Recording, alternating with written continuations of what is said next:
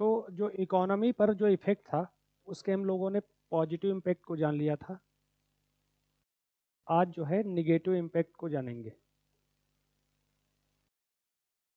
Negative impact, ठीक है ना। निगेटिव इम्पैक्ट, इसमें पहली हेडिंग बनाएंगे affected affected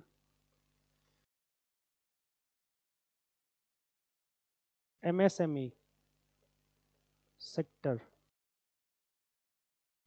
affected MSME sector, सूक्ष्म लघु और मध्यम उद्योगों पर प्रभाव। अफेक्टेड एमएसएमई सेक्टर, ठीक है। अब देखिए एमएसएमई, पहले हमें समझना होगा कि एमएसएमई सेक्टर क्या होते हैं। 2020 में गवर्नमेंट ने एमएसएमई सेक्टर को जो है रीडिफाइन किया, मतलब इनकी परिभाषा को बदल दिया, ठीक। तो उसमें क्या है कि अब जो है उसको 3 अलग अलग सेगमेंट में कर दिया है एमएसएमई सेक्टर को। यानी कि जो लोन लेने की जो कैटेगरी है वो 10 लाख से स्टार्ट है और 5 करोड़ तक मैक्सिमम हो जाती है, ठीक। तो जैसे एग्जांपल के लिए कि कोई व्यक्ति अगरबत्ती बनाता है, चूंकि हिंदुस्तान की 91% जो इकोनॉमी है, मैंने बताया कि इनफॉर्मल है, ठीक। तो अगर मान लो कोई व्यक्ति अगरबत्ती बनाता है और उसको सेल्फ हेल्प ग्रुप से पैसा चाहिए, ठीक, यानी कि गांव की 20 महिलाएं इकट्ठा हो गई और उन्होंने ऐसा काम छोटा सा स्टार्टअप जैसा स्टार्ट कर दिया। तो क्या है कि उनका काम चूंकि हैंडमेड काम था, उसमें ज़्यादा लेबर लगता था, ज़्यादा टाइम लगता था।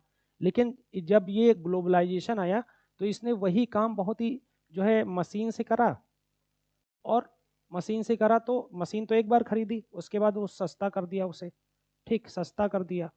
जब उसे सस्ता कर दिया तो जाहिर सी बात है कि ये अगरबत्ती फिर कोई नहीं खरीदने वाला, ठीक। तो जो एमएसएमई सेक्टर है, यानी कि जो छोटी छोटी इंडस्ट्रीज हैं, उनका काम खत्म हो गया या कमजोर हो गया, या वो प्रतिस्पर्धा से अनकम्पिटिटिव हो गई, वो प्रतिस्पर्धा से बाहर हो गई, है ना। तो ये दिक्कत आई। लिखेंगे विदेशी सामान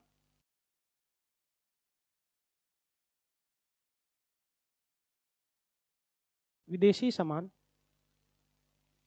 भारतीय सामान से बेहतर होने के कारण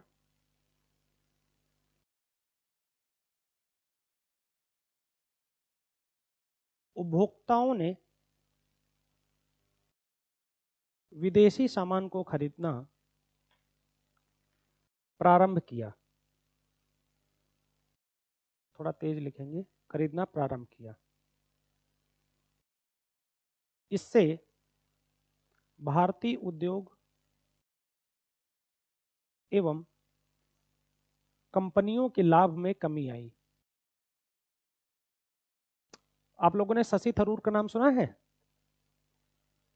ठीक, बहुत अच्छे मतलब इंटेलेक्चुअल क्लास है प्लस पॉलिटिशियन है।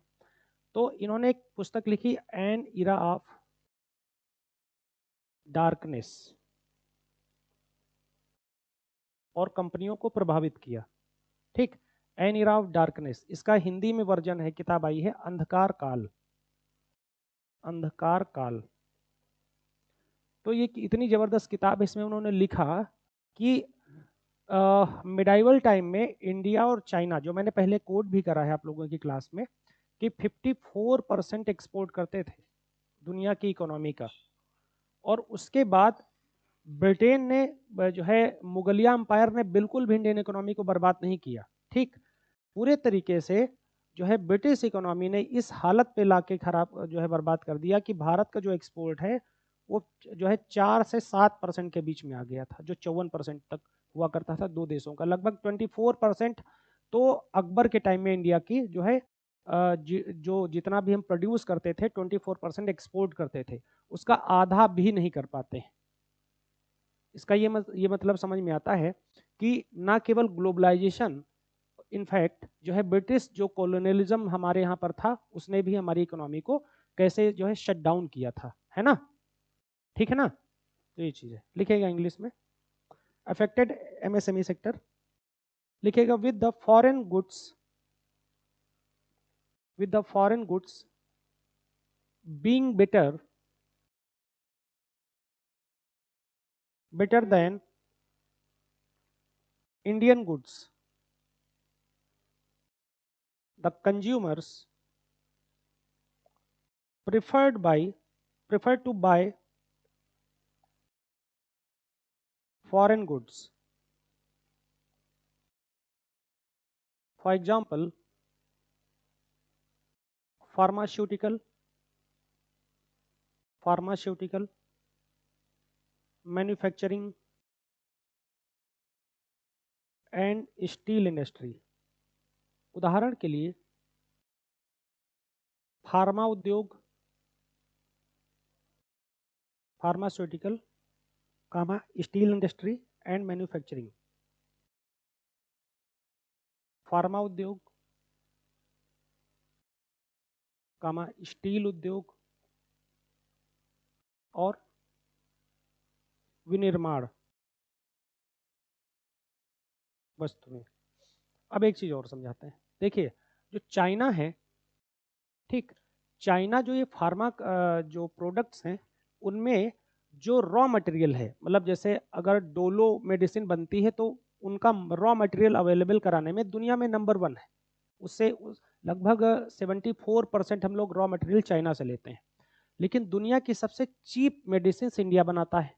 इंडिया से चीप मेडिसिन कोई बनाता ही नहीं, ठीक, क्योंकि हमारे पास ऐसी टेक्निक और चीप लेबर है. तो इस वजह से तो ऐसे में ये सारे इंडस्ट्रीज भी, लेकिन जब रॉ मटेरियल नहीं मिलेगा तो जाहिर सी बात हम बनाएंगे क्या, है ना. वैसे स्टील में इंडिया का दूसरा तीसरा स्थान है, लेकिन उसके बावजूद पहले नंबर पर. अब एक प्रॉब्लम बड़ी क्रिएट होती है, जब हम दूसरा स्थान समझते हैं तो हमें ये लगता है कि कुछ आसपास मामला होगा. अब जैसे मैं आप लोगों को एग्जांपल के लिए बताऊं, जैसे वेजिटेबल्स में इंडिया का भी दूसरा स्थान है, फूड गेन्स में भी इंडिया का दूसरा स्थान है. लेकिन जैसे इंडिया की प्रोडक्शन है 20 करोड़, तो चाइना की प्रोडक्शन है 1 अरब ट्रिलियन जो है मतलब किलोग्राम, ऐसे समझ सकते हो. यानी कि कई गुना ज्यादा, लेकिन उसके बाद बीच में कोई है ही नहीं. तो इस वजह से दूसरे नंबर पर तो हैं, लेकिन फिर भी बहुत पीछे हैं. तो इस तरीके की दिक्कतें हैं. अगला लिखेगा हेडिंग, कंज्यूमरिज्म, उपभोक्तावाद.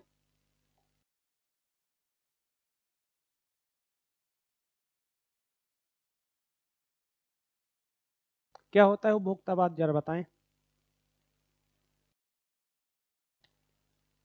लिखेगा ग्लोबलाइजेशन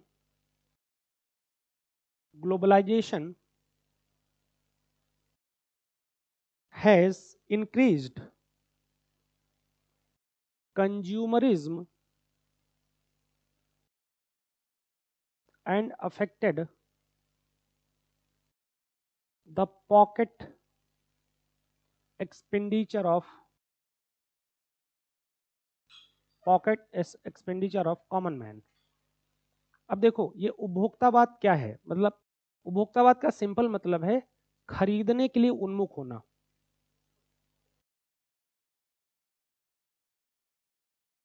क्या लिखा है, हाँ, ऑफ कॉमन मैन, खरीदने के लिए उन्मुख होना, इसका ये मतलब है. अब ये मतलब उसके लिए जो हमें ओरिएंटेड करते हैं वो कैसे करते हैं, जैसे क्रेडिट कार्ड कल्चर है, कैशबैक है, ठीक, अवार्ड्स हैं. ये सब क्या है, यही चीजें तो हैं कि ये चीजें एक टाइम था जब इंडिया में 1960-70 के आसपास अगर आप एक स्कूटर खरीदते तो स्कूटर आपको 6 महीने के बाद मिलता, फुल पेमेंट करने के बाद. और आज दुनिया में इतनी ज़्यादा जो है प्रोडक्शन है कि प्रोडक्शन इस बात पर होता है कि किस लेवल का जो है कंज्यूमर है. एक कंसेप्ट आता है आजकल, एक फैड, एक होता है फैशन और एक होता है फैड. फैशन जो होता है वो थोड़ा सा लॉन्ग टाइम चलता है, 2-3 साल तक चलता है. फैड क्या होता है, 5-6 महीने में खत्म हो जाता है. मतलब एक नए तरीके की जो है उपयोग करने की धुन, फैड की हिंदी होती धुन, ठीक. तो ये एक नए तरीके के उपयोग करने की धुन, यानी कि आज अगर हम जो है फेडेड जीन्स पहन रहे हैं तो कल दूसरे तरीके की जीन्स पहनेंगे, रिंकल्स वाली पहनेंगे, फिर परसों वैसी ही आ जाएगी. तो अब जो प्रोडक्शन है वो डिमांड्स के हिसाब से होता है. पहले प्रोडक्शन होता था फिर डिमांड होती थी, अब प्रोडक्शन ही डिमांड के हिसाब से होता है. आप लोग यकीन नहीं मानोगे, अमेरिका वगैरह में सबसे ज़्यादा जो सैलरी है वो सोशियोलॉजिस्ट की है और साइकोलॉजिस्ट की है, साइंटिस्ट की बाद में है, क्योंकि वो बताते हैं, सोशियोलॉजिस्ट ये बताते हैं कि सोसाइटी का माइंड किस तरफ मूव कर रहा है, वो इस चीज़ को एनालाइज करते हैं, क्योंकि ऑलरेडी मशीनें तो उन लोगों ने डेवलप कर ली ना, इंडस्ट्रियलाइजेशन तो उन लोगों ने कर लिया, तो अब उनकी कोशिश क्या है कि हम अपने माल को ज़्यादा से ज़्यादा बेचें, प्रतिस्पर्धा इस बात की है। आप एक बार मैंने बताया था उस दिन, एक बार कार खरीदने चले बस जाओ, जीना हराम कर देते हैं, इतने फ़ोन करते हैं, है ना। तो ये जो चीज़ है, अब ये क्या है, मतलब आपके अनावश्यक खर्चे बढ़ाते हैं, ये सब चीज़ें जो ऐसे ऐसे दिखाते हैं। आप लोग को पता ही है कि एक तो एक 999 का कंसेप्ट जो एक साइकोलॉजिकल कंसेप्ट है, ठीक, 1000 रुपए ही तो देते हैं, 1 रुपए वापस भी नहीं करते, लेकिन 999 से 1000 रुपए दिमाग में नहीं आता। प्लस कहेंगे 800 रुपए की एक टी शर्ट है, 1200 रुपए की 2 टी शर्ट, और सेम टी शर्ट होती, तो हम 1200 रुपए तुरंत लगा देते कि यार 2 मिल रही हैं, है ना। और फिर कहेंगे 1800 में या 2000 में कहेंगे 4 हैं, तो फिर हमारा दिमाग तुरंत कहाँ जाता है कि यार 500 की एक हो गई, है ना। तो इस तरीके से फिर हम 4 आदमी ढूंढने तो लग नहीं जाते कि 4 आदमी मिलेंगे तो लेंगे, फिर अकेले ही 2000 गंवा देते हैं। तो इस तरीके से ये इनका उपभोक्तावाद का या कंज्यूमरिज्म का जो आइडिया है वो जो है डेवलप होता है। चलिए लिखिएगा, आम आदमी की जीवन शैली को उपभोक्तावाद ने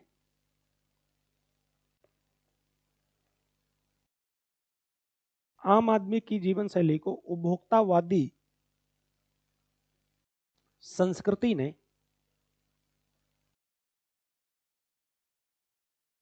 प्रभावित किया है।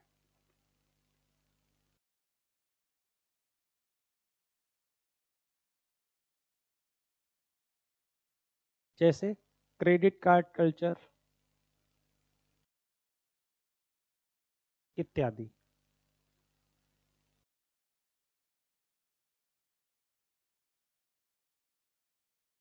आप लिखिए, ग्लोबलाइजेशन हैज इंक्रीज्ड, अच्छा लिख चुके हो आप। अब लिखिएगा, इंक्रीजिंग इंक्रीजिंग हेल्थ केयर का कॉस्ट, इंक्रीजिंग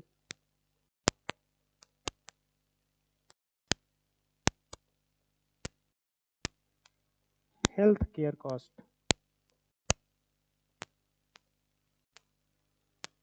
ठीक, अब ये हेल्थ केयर कॉस्ट क्यों बढ़ रही है, क्योंकि हम तो खा रहे हैं पिज्जा बर्गर, कॉस्ट, ये कास्ट नहीं, ये हट जाएगा।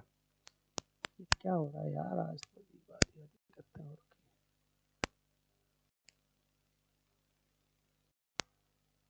हैं। तो ये जो कल्चर है से भी आज ही आना था, हाँ, तो ये जो हेल्थ केयर कॉस्ट है जो इंक्रीज हो रही है, इसके पीछे बेसिक जो है फैक्टर्स क्या हैं, दो चीज़ें हैं, ठीक। एक है ओबेसिटी, मोटापा, ठीक। आप लोगों ने ट्रांस फैट का कंसेप्ट पढ़ा है, हाँ हाँ या ना, ठीक।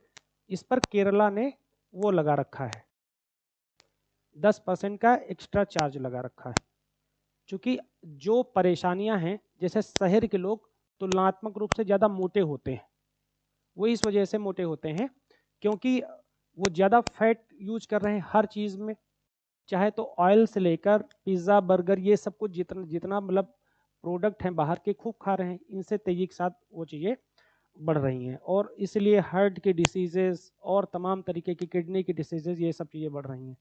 तो दिक्कत ये हो रही है कि लेकिन इस तरीके से जो हमें ज़्यादा बेहतर तरीके से, ज़्यादा इस तरीके की कह सकते हो कि बाजार की चीज़ें खाने के लिए हमें प्रेरित किया जाता है, और वो उसका एक स्टैंडर्ड मेंटेन कर दिया गया। आदमी पिज़्ज़ा खाता है, तुरंत फोटो डालता है अपने स्टेटस पे, फेसबुक पे, कि हम पिज़्ज़ा खा रहे हैं, मतलब हम तुमसे कम नहीं, मतलब ये यही तो दिखाने की साइकोलॉजी है। हम रोटी नहीं खाते भाई, हम भी पिज़्ज़ा ही खाते हैं। तो ये जो चीज़ है, इसने आदमी की रीढ़ जो है मार के रखी है। आपका पैसा भी ज़्यादा जा रहा है, आप बीमार भी हो रहे हो और बहुत तरीके की समस्या है, लेकिन फिर भी ऐसा हो रहा है। चलिए लिखिएगा, greater interconnection of the world has also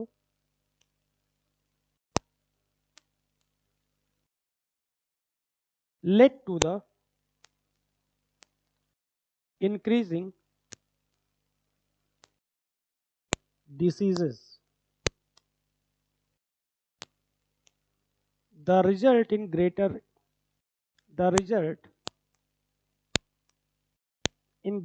investment in healthcare system to fight such diseases. आप लोग लिखेंगे स्वास्थ्य के खर्चों में पहले की तुलना में संपूर्ण विश्व में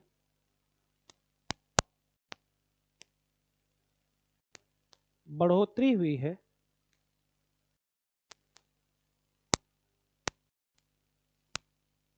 क्योंकि मनुष्य की जीवन शैली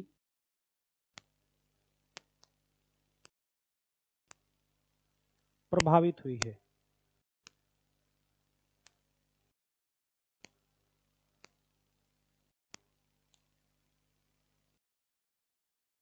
एग्जाम्पल के लिए लिखेंगे, ये ट्रांस फैट लिख लीजिएगा। ट्रांस फैट आप लोग हिंदी में ऐसे लिखिएगा, ट्रांस फैट। केरला ने ट्रांस फैट टैक्स लगाया है, नीचे एग्जाम्पल के लिए लिखिएगा 10%, ताकि ऐसी चीज़ें लोग कम बनाएं और कम खाएं, दोनों चीज़ें। ये चूंकि इसका भार उपभोक्ता पर ही पड़ता है तो नहीं खाएगा। आप इंग्लिश में हिंदी में दोनों लोग लिख लेना। अगली हेडिंग बीच पेज पर बनाएंगे, effects on globalisation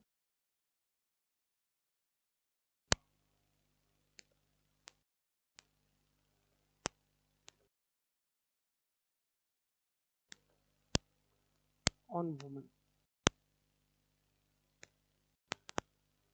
effects of globalisation on women.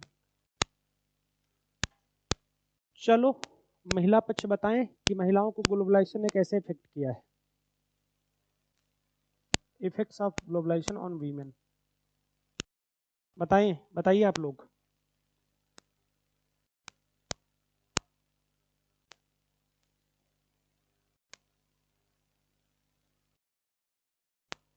कुछ तो बोलिए, कुछ भी नहीं पता है। अच्छी अच्छी बातें बताइए। कोई चॉइस मिली है ग्लोबलाइजेशन आने के बाद? कोई चॉइस नहीं है, मम्मी जो कहती है वही करना होता है। लिखिएगा, पहला पॉइंट लिखिएगा सोशल स्टेटस। पहले हेडिंग बनाइएगा बिहेवियरल चेंज।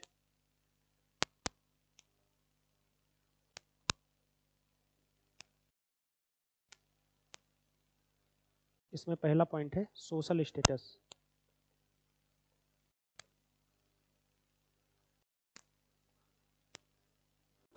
व्यवहार में परिवर्तन, आप लोग हेडिंग बनाएंगे, उसके अंदर छोटी हेडिंग लिखेंगे सामाजिक परिस्थिति।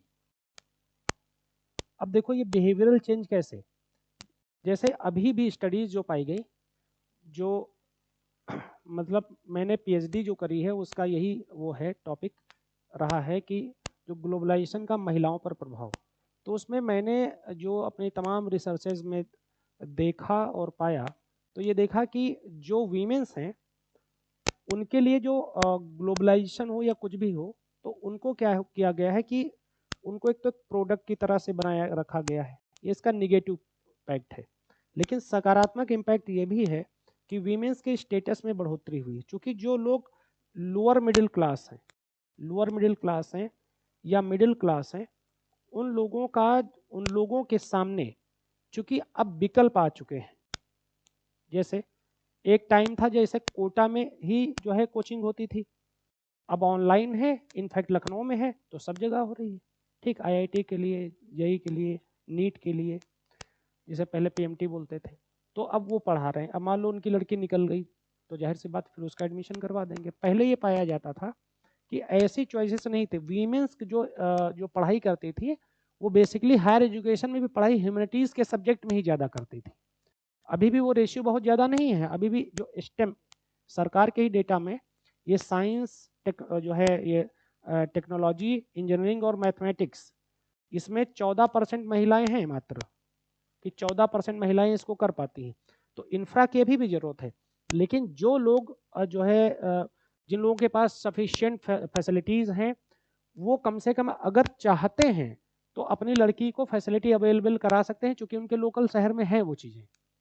ठीक, तो ये सब चीज़ें हैं। तो इसलिए जब किसी की लड़की डॉक्टर बन जाती है तो डॉक्टर कहने में तो बड़ा मजा आता है कि बिटिया मैं डॉक्टर है, लेकिन उसके पहले के जो कलेश हैं वो उस कलेशों से थोड़ा छुटकारा मिला है।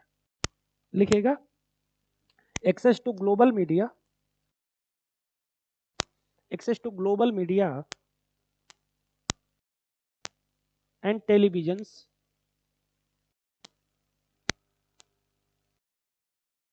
led to LED led to increased awareness on the status of women.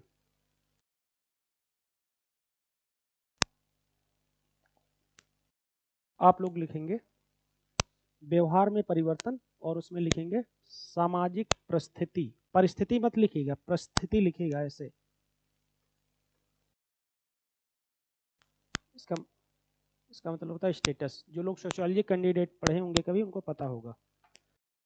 लिखेगा सामाजिक परिस्थिति, इसमें लिखेगा वैश्विक मीडिया व टेलीविजन मीडिया और टेलीविजन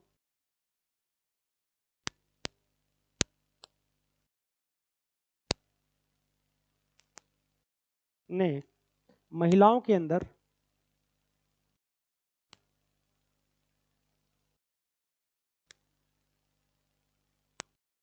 जागरूकता लाने में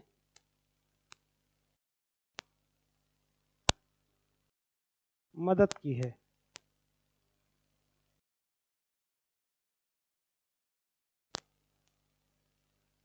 जागरूकता लाने में मदद की है। सेकंड पॉइंट है women's right,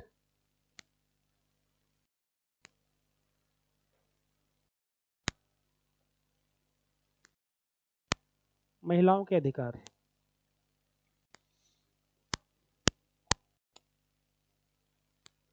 better recognition of basic rights.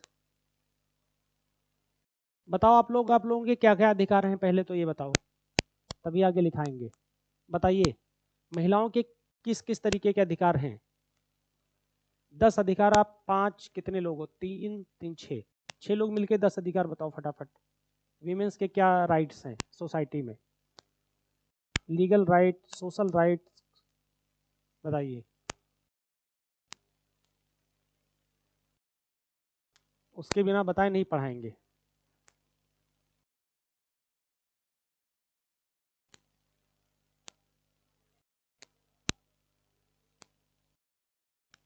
ठीक है, ये तो इक्वल राइट है जो दोनों को है, स्पेशली वीमेंस के राइट हम बात कर रहे हैं।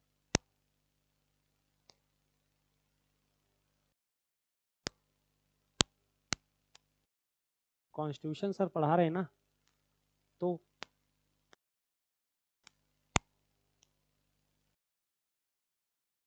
चलो पुरुष पक्ष बताओ, महिलाओं के क्या आर्टिकल्स में ही बता दो क्या अधिकार हैं।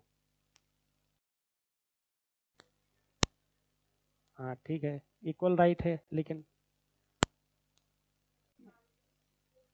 हाँ अब पहला पॉइंट, अब एक सही पॉइंट आया, वो वही बता रही है।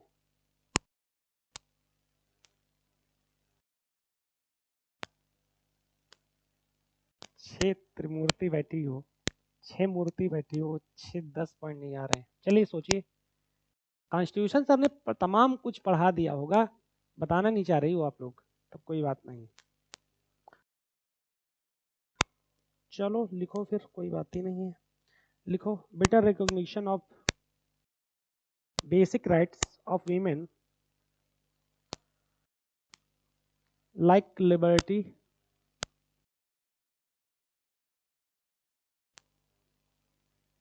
and equality in social, cultural and economic sphere।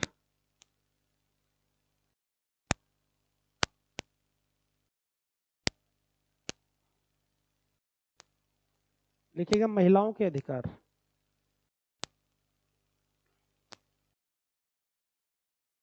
लिखो, महिलाओं को उनके मूल अधिकारों के प्रति सम्मान और अवसर मिलना चाहिए।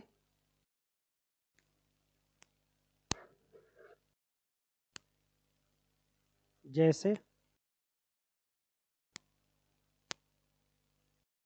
समानता, स्वतंत्रता,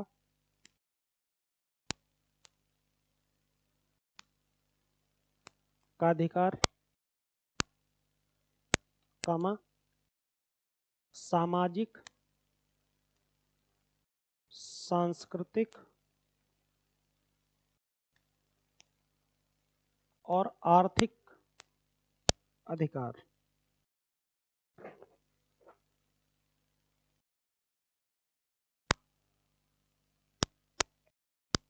फिर लिखिए अगला point, consumerism.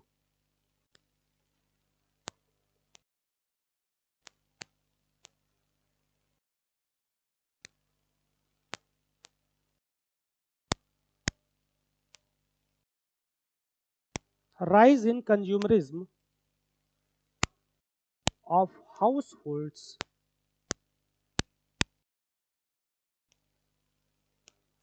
appliances has a direct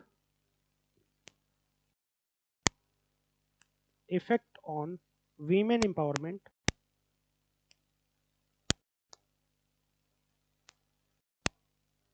as less time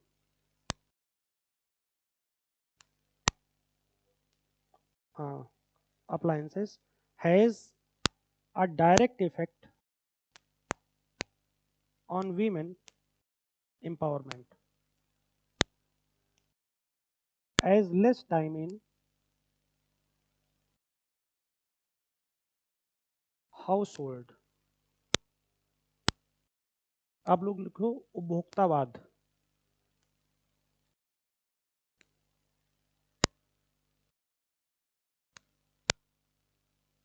ठीक, अब देखो इसको समझ लेते हैं। यहाँ कंज्यूमरिज्म का क्या मतलब है। जैसे मान लो कि एक वीमेन, दोनों मेल और फीमेल दोनों वर्किंग है, ठीक, तो घर में क्या आएगा क्या चीज़ें नहीं आएंगी, उसमें जैसे महिला भी काम कर रही है, वर्किंग है, ठीक, तो उसकी अपने एक तो पार्टिसिपेशन है, वो अपना पैसा है उसके साथ वो ले आएगी। सपोज करते हैं वॉशिंग मशीन, ठीक, अब पता लगा कि वो पहले था कि आप अपने हाथ काम करेंगी, मतलब हाथ से ये धोएंगी कपड़े, तो पता लगा उसको अगर ये इस तरीके के अप्लायंसेस आ जाते हैं तो उसको ईजी हो जाता है, ठीक, उसको ईजी हो जाती है तमाम चीज़ें। लेकिन ये तब और ईजी हो जाएगा जब उसकी अपनी सर्टेन इनकम होगी, उसकी अपनी सर्टेन इनकम होगी, तब ये और ईजी हो जाएगा। लेकिन अगर नहीं है तो उसे डिपेंड रहना पड़ता है, ठीक, तो ये चीज़ है जो उसके काम के लिए उसको ज़्यादा अवसर देती है। क्योंकि स्टडीज़ में पाया जाता है कि एक महिला चाहे वो वर्किंग हो या नॉन वर्किंग हो, वो एक आदमी से डेली घर में 6 से 7 घंटे ज़्यादा काम करती है, और जो मेल है वो उसकी तुलना में 7 गुना कम काम करता है। अगर वो वर्किंग है तो सिर्फ वो वर्किंग काम करेगा, एक आध घंटे के काम करेगा घर में, अदरवाइज सारे काम महिला करेगी। अगर वो हाउस वाइफ है तब वो 16-17 घंटे काम करेगी, 15 घंटे काम करेगी। अगर जो है जो अगर वर्किंग है तब भी उसको उससे भी ज़्यादा काम करना पड़ेगा, क्योंकि काम के बाद घर में बच्चों को संभालना, अगर जो है father in law mother in law हैं उनको देखना, मदर फादर हैं उनको देखना, बच्चों को देखना और तमाम घर के काम निपटाना, ये सारे काम ऑलमोस्ट करने ही होते हैं। तो ये सारी दिक्कतें आती हैं। तो अगर इस तरीके के अप्लायंसेस हैं तो उसको ईजी हो जाती हैं चीज़ें करना। ठीक, लिखेगा घरेलू उपकरणों के प्रयोग से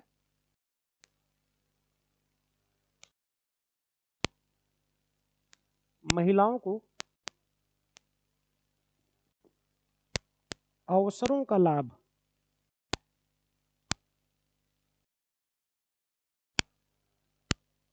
प्राप्त करने में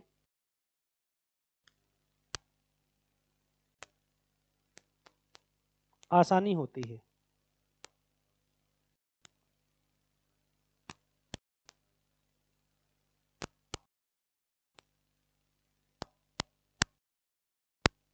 अगले हेडिंग लिखेगा कमोडिटाइजेशन।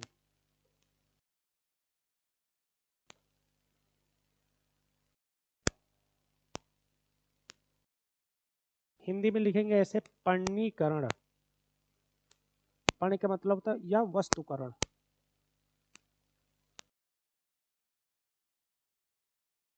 ठीक, कमोडिटी के मतलब वस्तु की तरह से प्रयोग करना। लिखेगा manipulated manipulated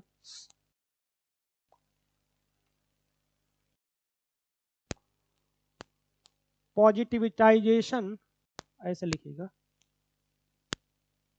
पॉजिटिविटाइजेशन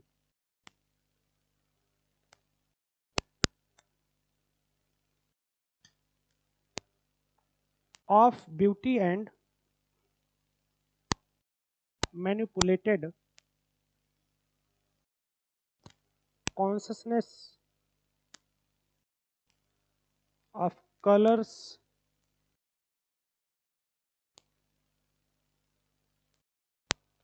led to feminized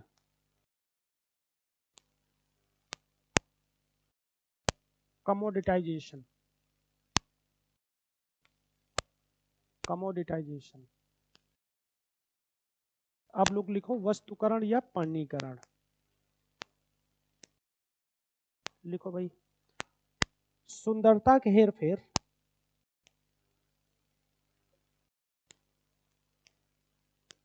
और रंगों की चेतना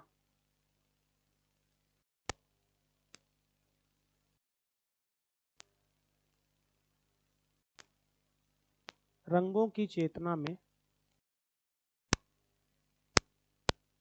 ग्लोबलाइजेशन या वैश्वीकरण ने महिला का वस्तुकरण या पण्यीकरण जरूर किया है।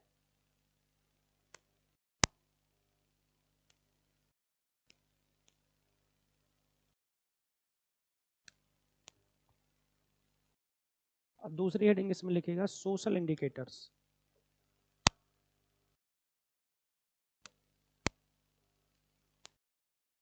सोशल इंडिकेटर्स सामाजिक संकेतक। सोशल इंडिकेटर्स पहला है female literacy rate. Female literacy rate कितना % महिलाएं पढ़ी लिखी हैं बताइए। 60 गलत, आप लोग बताएं। 23 थोड़ा सा और बढ़ जाओ। 67 नहीं, आप लोग कुछ नहीं पढ़ते हो, बहुत खराब हालत है। 65.48% वीमेन और जो मेल है 82% समथिंग, और टोटल जो एजुकेशन का रेशियो है 74.04%। यस सर, ये सर तो है ही। पढ़ो भाई। लिखेगा फीमेल लिटरेसी रेट, पहला point. The female literacy rate, भाई बहुत ज़बरदस्त मेहनत करो आप लोग, जितनी ज़रूरत है मैं हर सब्जेक्ट में बता सकता हूँ, लेकिन आप लोग ज़बरदस्त तरीके से नहीं पढ़ोगे तो बात नहीं बनेगी। आप समझ रहे हो? आप एक ज़बरदस्त एग्ज़ाम की तैयारी कर रहे हो जो कि कठिन नहीं है, जो बहुत बुद्धिमानी की भी मांग नहीं करता, लेकिन वो मेहनत की मांग करता है। ठीक, बहुत बुद्धिमान आदमी सिविल सर्विसेज में सेलेक्ट नहीं होता, क्योंकि जो बहुत बुद्धिमान होता है उसके साथ एक दिक्कत ये होती है कि उसको बहुत क्विकली चीज़ें चाहिए होती हैं, और ये पेशेंस वाला एग्ज़ाम है। यहाँ पर मतलब आपको पढ़ना है, लक्ष्मीकांत पढ़नी मतलब पढ़नी है। तुम ज़्यादा बुद्धिमान हो तो अगला जो आदमी जो कम बुद्धिमान है वो अगर कोई चीज़ 6 घंटे पढ़ लेगा तो तुम ज़्यादा ज़्यादा 4 घंटे पढ़ लोगे, लेकिन उस आदमी के लिए 4 घंटा भी बैठना आफत है। तो उसको चाहिए शॉर्ट टर्म में 5-6 महीने में कोई चीज़ हो जाए। वो 5-6 महीने में यहाँ कुछ नहीं होता, 1.25 साल तो 12 महीना या 14 महीना तो कोचिंग ही चलती है। तो आदमी ऐसे फ्रस्ट्रेट हो जाएगा कि हमारी लेवल से ज़्यादा टाइम जा रहा है इसमें। तो यहाँ मेहनत की ज़रूरत होती है, मेहनत करना सीख लीजिए। मेहनत नहीं करेंगे तो दिक्कत बनी रहेगी। लिखेगा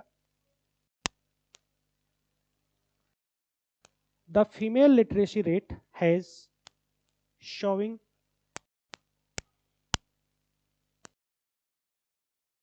तो थोड़ा जल्दी लिखा करिए, बहुत स्लो क्लास हो रही है। An increasing trend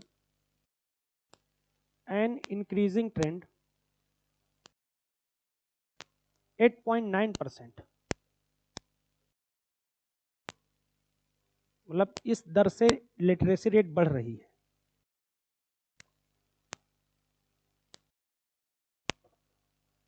full stop. According to 2011 census, female literacy rate is या आर 65.48%। आप लिखो महिला साक्षरता दर, महिला साक्षरता दर में 2001 से 11 की तुलना में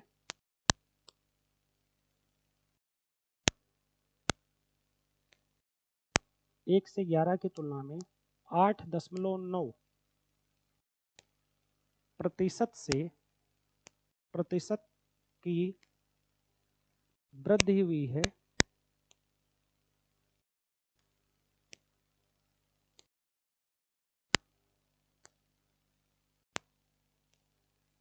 पूर्ण विराम। 2011 की जनगणना के अनुसार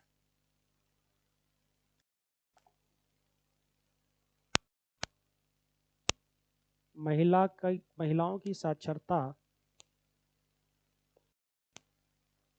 65.48% है।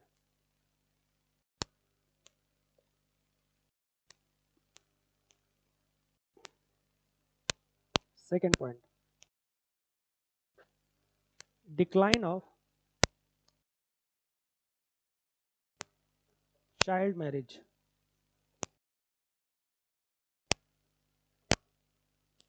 Decline of child marriage.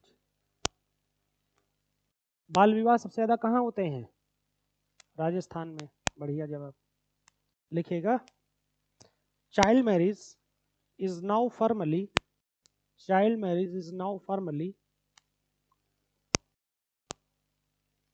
on the global development agenda.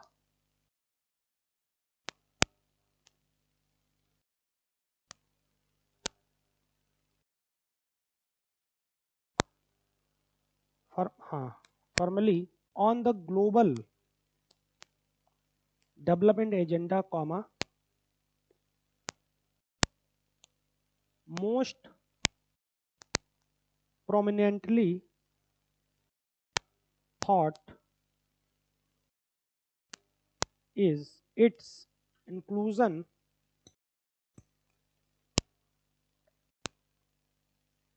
in SDG, Sustainable Development Goals.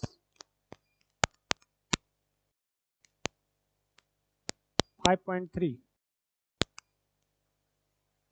Full stop. आप लोग लिखो बाल विवाह में गिरावट,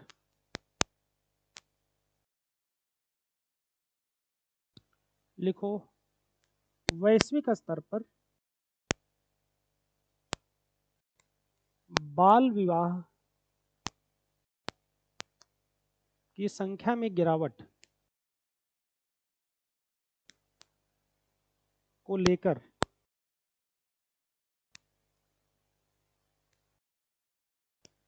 प्रयास किए जा रहे हैं।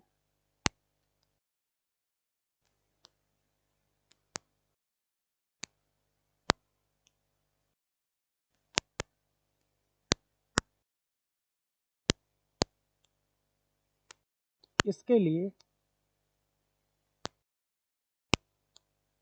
सतत विकास लक्ष्य में 5.3 के अंतर्गत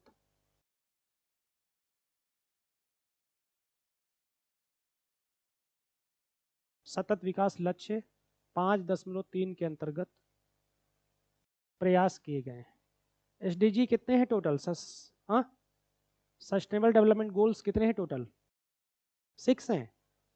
बहुत बढ़िया, तुम लोग जीवन शैली एकदम बढ़िया।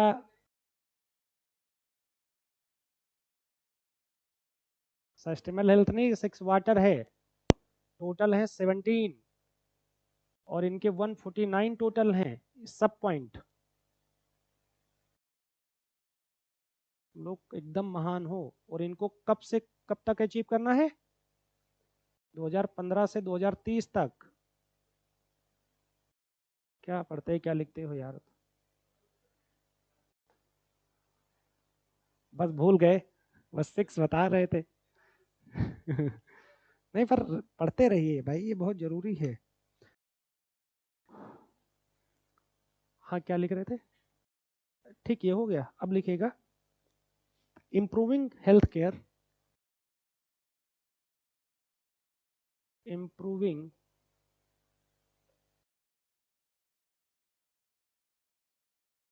इंडेक्स यानी कि इंडिकेटर्स। ठीक, तो हेल्थ केयर इंडिकेटर्स बताइए। Health improving health care index बताइए। Health policy, national health policy कब आई थी? मैं अपनी जब लेक्चर देता हूं तो अपनी बातों में बहुत चीज़ें बता जाता हूं, आप लोग बढ़िया मस्त रहते हैं। तो आप लोग कब आई थी? 2017, 18, 19, 20? 2017 में आई थी। जाकर आज घर में पढ़ लेना, लिखो homework. New health care policy पढ़ना है आज अलग से, उसमें क्या टारगेट है। बहुत गड़बड़ कर रहे हो भाई। लिखो education combined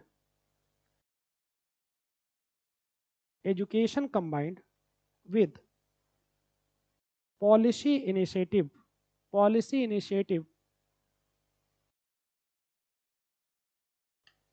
led to decline total fertility rate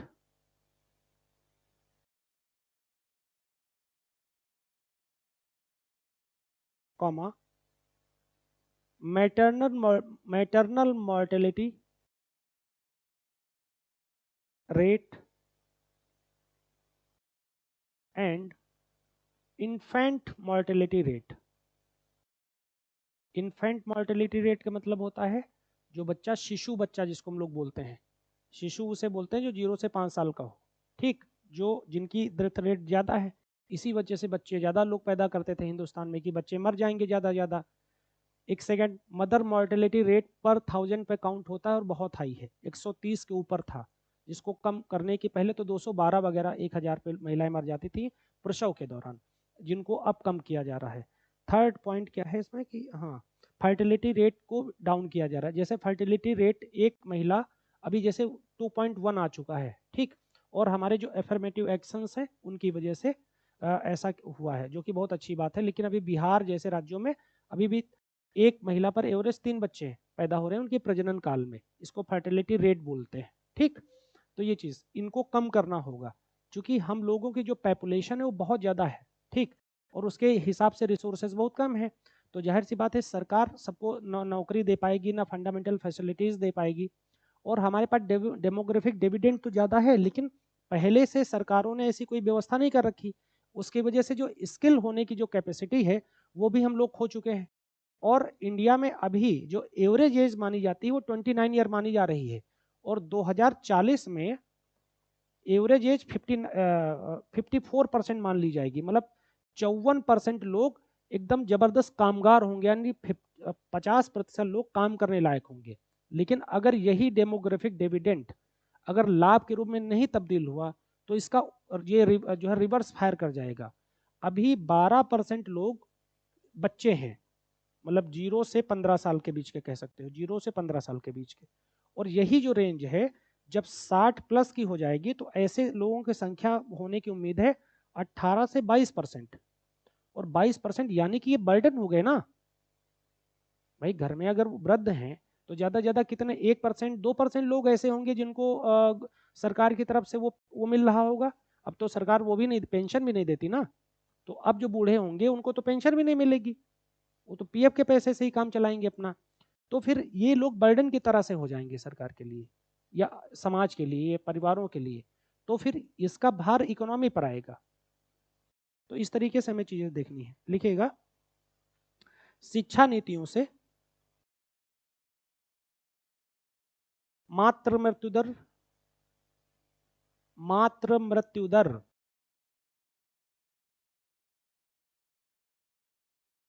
शिशु मृत्यु दर, मातृ मृत्यु दर, शिशु मृत्यु दर और प्रजनन दर में गिरावट आई है। अब देखो इसका क्या मतलब है, जो इंस्टीट्यूशनल प्रसव है, जो संस्थागत प्रसव है, मतलब किसी अस्पताल में जाकर प्रसव करवाना, ठीक, इंस्टीट्यूशनल जो प्रसव है वो जो है बढ़ के हो गया लगभग 67 to 70% हो चुका है, ठीक। इसका ये मतलब हुआ कि इतनी महिलाएं, जब चाहे पहले घर में दाइयाँ और घर में ही प्रसव होते थे, महिलाएं मर जाती थी, बच्चे मर जाते थे। अब जब ज़्यादा संस्थागत तौर पर जाएंगे, भाई जो बच्चे ज़्यादा पैदा लोग करते इसलिए थे कि 7-8 होंगे जिसमें 2-3 बचेंगे, इस तरीके की सोच पहले लोगों में थी। और दुनिया भर की चीज़ें जो है रूढ़िवादी सोच भी थी, रूडिमेंट्री जो है थिंकिंग भी थी। अब जब लोग फॉर्मल हो रहे हैं और गवर्नमेंट के इनिशिएटिव भी हैं कि जो इंस्टीट्यूशनल प्रसव करवाएगा और जो महिला अपनी प्रेगनेंसी को एड्रेस करवा देगी, तो उसके साथ हम क्या करेंगे, उसको 5,000 रुपये उसको हम देंगे भी, और साथ में उसके न्यूट्रिशन के लिए भी देंगे। जो राष्ट्रीय पोषण मिशन चलाया गया है, एक पोषण 1 है, फिर पोषण 2 है, ये 2 मिशन है। इसमें क्या है, इसमें सारा फंडामेंटल जैसे दलिया, जैसे कि दालें, जैसे कि अच्छा और कुछ हैं मतलब चीज़ें वो दी जाती हैं, ताकि महिला का जो बेसिक न्यूट्रिशन वो बना रहे। क्योंकि ड्यूरिंग जो है ये जो है प्रेगनेंसी उसको बहुत ज़्यादा कॉम्प्लिकेशंस होते हैं, बहुत ज़्यादा तमाम दिक्कतें आती हैं, तो वो उन सब चीज़ों को वो सॉल्व कर पाए। तो अगर वो महिला नहीं मरेगी, अगर वो बच्चा, अगर महिला मर गई तो बच्चे की ज़िंदगी बर्बाद, जो है बच्चा मर गया तो फिर उनकी सोच ये रहेगी कि तो बच्चे तो जो है हमें ज़्यादा सोचने चाहिए, चूँकि तो बच्चे तो मर सकते हैं। तो इस तरीके की दिक्कतें हैं। चलिए लिखिएगा लास्ट पॉइंट, अवेयरनेस। और ऐसा शिक्षा से कैसे होगा, जब कोई पढ़ी लिखी महिला होगी तभी तो ऐसा होगी, ऐसी होगी। सास है भी वैसी तभी उस अपने हस्बैंड से बोलेगी कि नहीं हमें करवाना है, इंस्टीट्यूशन में जाकर, अस्पताल में जाकर, पीएससी सीएससी में या प्राइवेट में, जैसे जिसकी हैसियत है।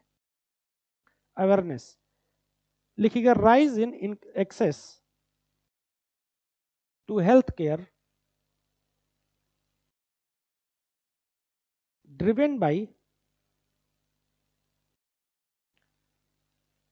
वैक्सीनेशन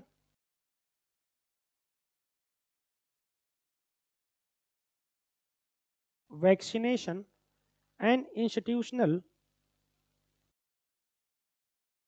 deliveries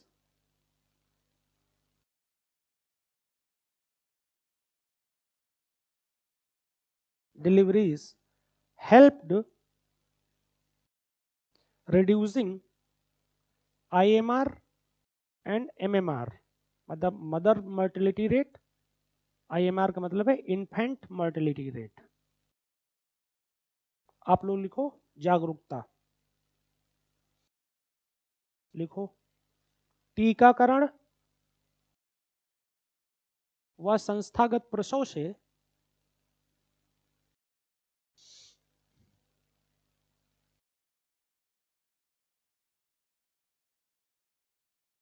संस्थागत प्रसव से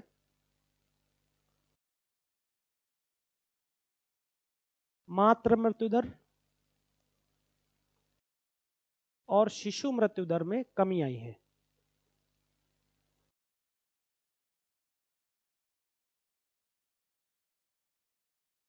अगला लिखेगा इकोनॉमिक फैक्टर्स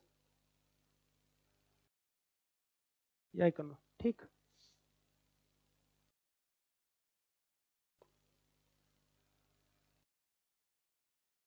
पहला पॉइंट इसमें लिखेंगे पॉलिटिकल पार्टिसिपेशन।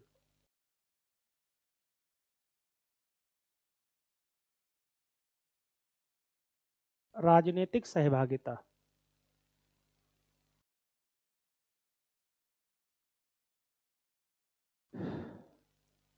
लिखो gradual increase in the participation of women in leadership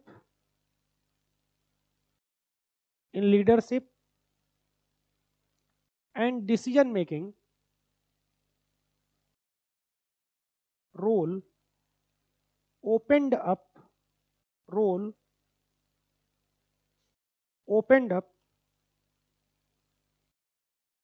diverse positions for women. For example, 49%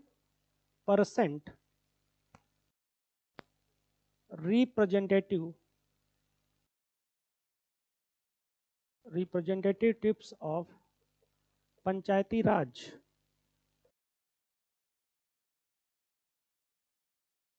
आप लोग लिखो भाई राजनीतिक भागीदारी से महिलाओं को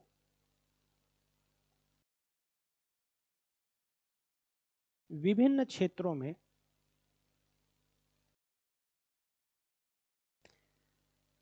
निर्णय लेने में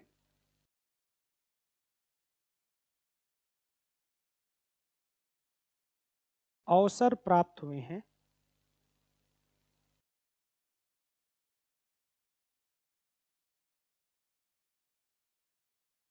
जैसे पंचायती राज में 49% महिलाओं का प्रतिनिधित्व है। 49% महिलाओं का प्रतिनिधित्व है।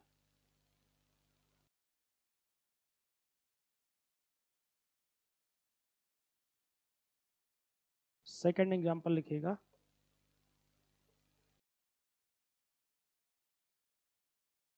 पहले क्या होता था भाई कि जैसे कोई बोर्ड ऑफ डायरेक्टर्स होते हैं ना, जैसे कंपनी है तो उसका पूरा बोर्ड ऑफ डायरेक्टर्स होते हैं, ठीक। उसमें क्या होता था कि कोई महिला नहीं, जैसे आप एक प्राइवेट कंपनी में काम कर रही हैं, आपके साथ जो महिलाओं के अधिकार बोले थे वो था कि सम्मान के साथ काम पाने का भी आपका अधिकार है, काम की उचित दशाएं भी रहनी चाहिए, जो कॉन्स्टिट्यूशनल बातें हैं, ठीक। साथ में अगर किसी इंस्टीट्यूशन में 50 से ज़्यादा महिलाएं हैं तो वहाँ पर उनके लिए ब्रेस्ट फीडिंग की व्यवस्था होनी चाहिए, उनके बच्चों के खेलने की व्यवस्था होनी चाहिए, तभी तो आप जाकर 8 घंटे वहाँ काम कर पाएंगे, ठीक। तो उसके लिए करा गया। अच्छा, अब जैसे किसी मेल ने जो है किसी तरीके की बदतमीजी करी, फिजिकल या साइकोलॉजिकल बदतमीजी करी, तो आप कहोगे किससे? कहोगे मेल से। और मेल भाई एक पेट्रियार्कल सोसाइटी है तो मेल मेल को बचा लेगा, मतलब पुरुष पुरुष को बचा लेगा ना।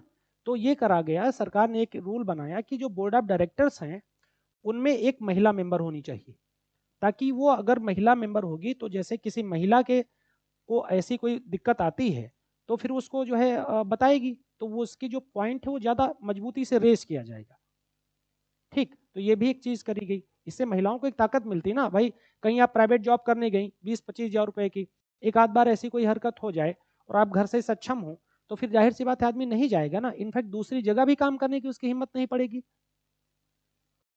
तो ये चीज है। आगे लिखेगा feminisation of labour force. Next heading है feminisation of labour force.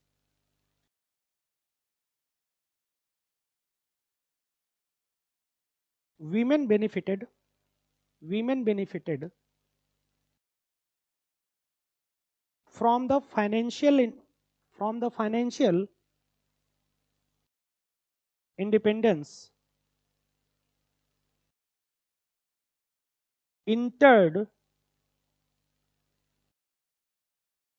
entered to public space.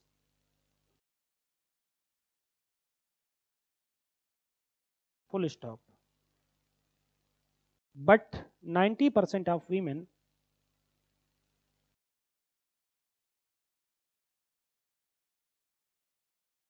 ended up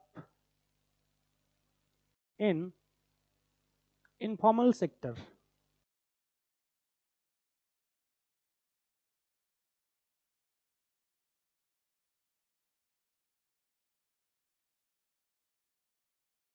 And were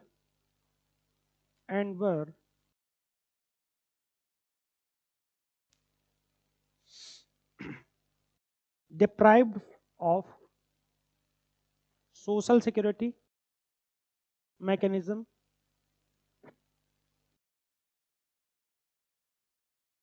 like pension,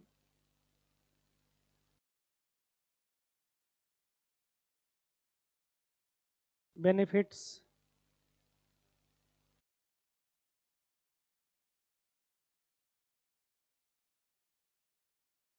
pregnancy leave या चाइल्ड केयर, आप कुछ भी लिख सकते हैं।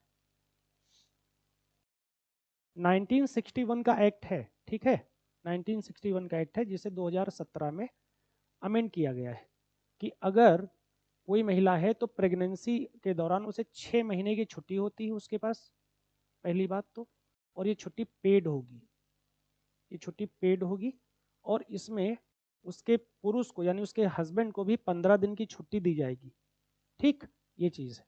और अगर किसी इंस्टीट्यूशन में 50 वीमेन वर्कर हैं तो वहाँ पर ब्रेस्ट फीडिंग के अलावा उनके बच्चों के जो है खेलने वगैरह के लिए भी व्यवस्था करनी पड़ेगी सरकार को, ठीक है ना। चलिए लिखिएगा, आप लोग लिखिएगा श्रम शक्ति का नारीकरण।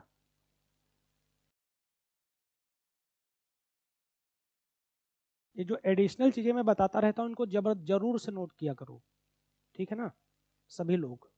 श्रम शक्ति का नारीकरण लिखिएगा वित्तीय स्वतंत्रता,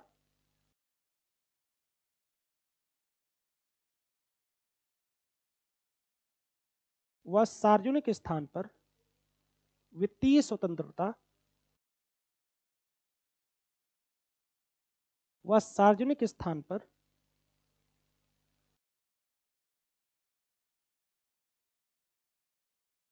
महिलाओं को लाभ प्राप्त करने के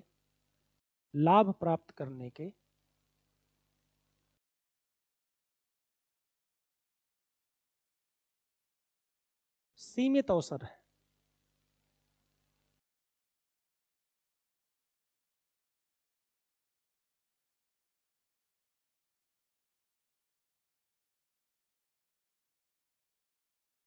जबकि असंगठित क्षेत्र में 90 से 91% महिलाएं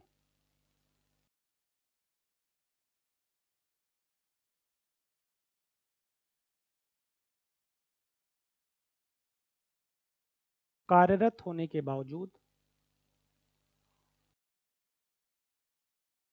उनकी सैलरी,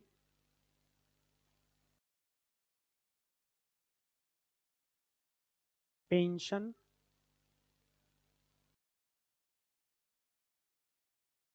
व मातृत्व लाभ अवकाश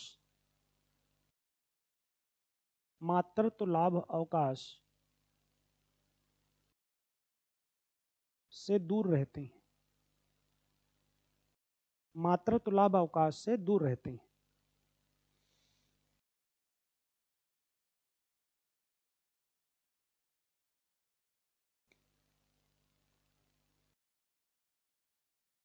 एक पॉइंट और लिख लो, डिप्रेस्ड सेक्शन, डिप्रेस्ड सेक्शन।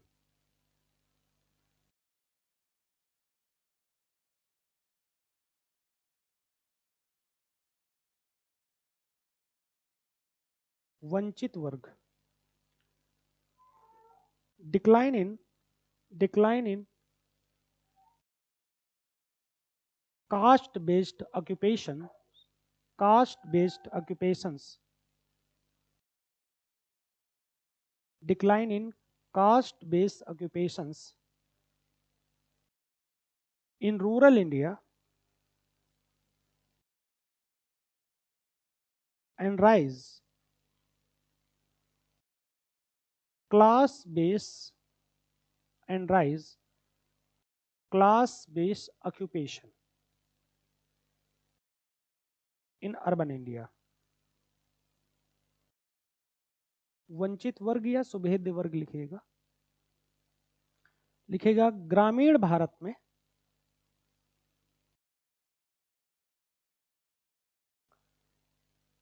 जाति आधारित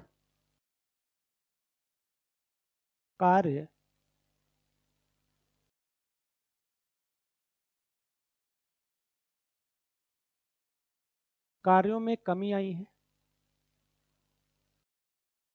वहीं शहरों में कमी आई है, वहीं शहरों में वर्ग आधारित कार्यों में बढ़ोतरी हुई है।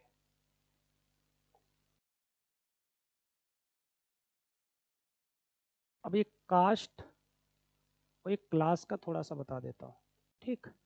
बताइए कास्ट क्या होती है, मैंने समझाया पहले, लिखाया भी है, टॉपिक ही हो चुका है।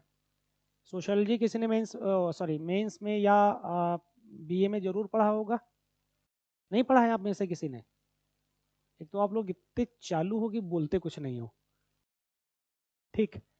कास्ट बेसिकली एक ऐसा फैक्टर है जो है स्क्राइब्ड स्टेटस है, ठीक।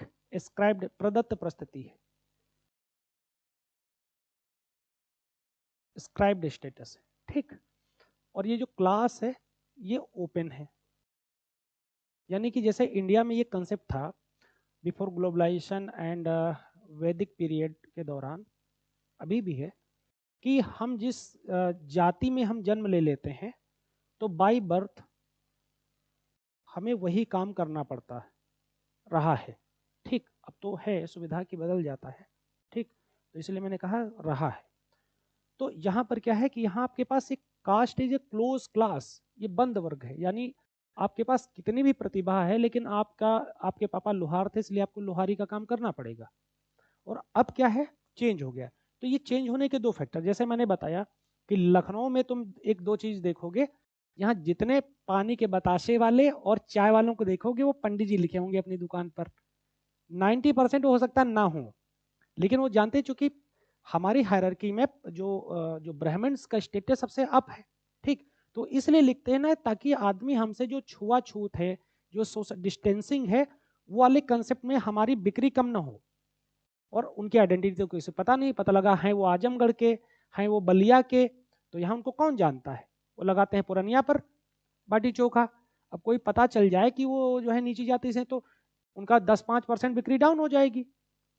तो इस सोच के साथ तो ये ऐसा करते हैं लोग, मतलब इसको मैं क्रिटिसाइज नहीं कर रहा, ये एक नए तरीके का है। तो चूंकि यहाँ आइडेंटिटी छिपाना आसान है, शहरों में और गाँव में तुम 10-20 कोस पर चले जाओ तब भी आदमी पहचान रहा है, चूंकि कोई ना कोई रिश्तेदार होगा, वो पोल पट्टी खुल जाएगी, मार आदमी अलग खाएगा, ठीक। तो ये वाली चीज, क्योंकि वहां भी ऐसी चीजें हैं, तो इसलिए शहरों में इस तरीके की वर्ग आधारित व्यवसाय बढ़ रहे हैं। हिंदी में लिखा कि नहीं लिखा, लिखो। गांव ग्रामीण क्षेत्र में जाति आधारित व्यवसायों,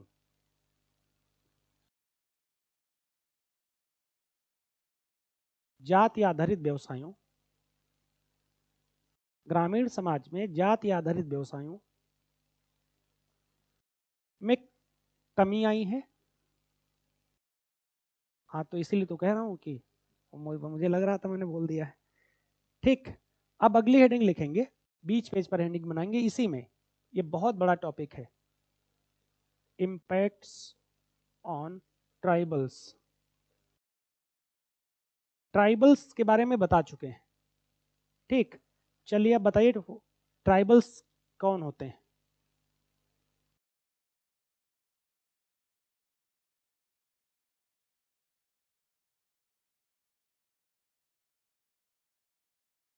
हाँ, महारथियों।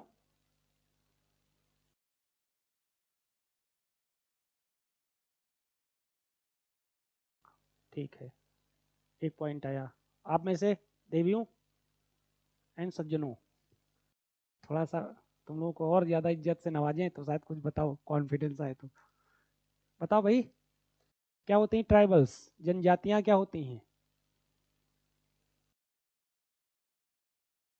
हाँ बिल्कुल सही है। हाँ ठीक है, केले के पत्ते पहनते कह दो हैं। ठीक, और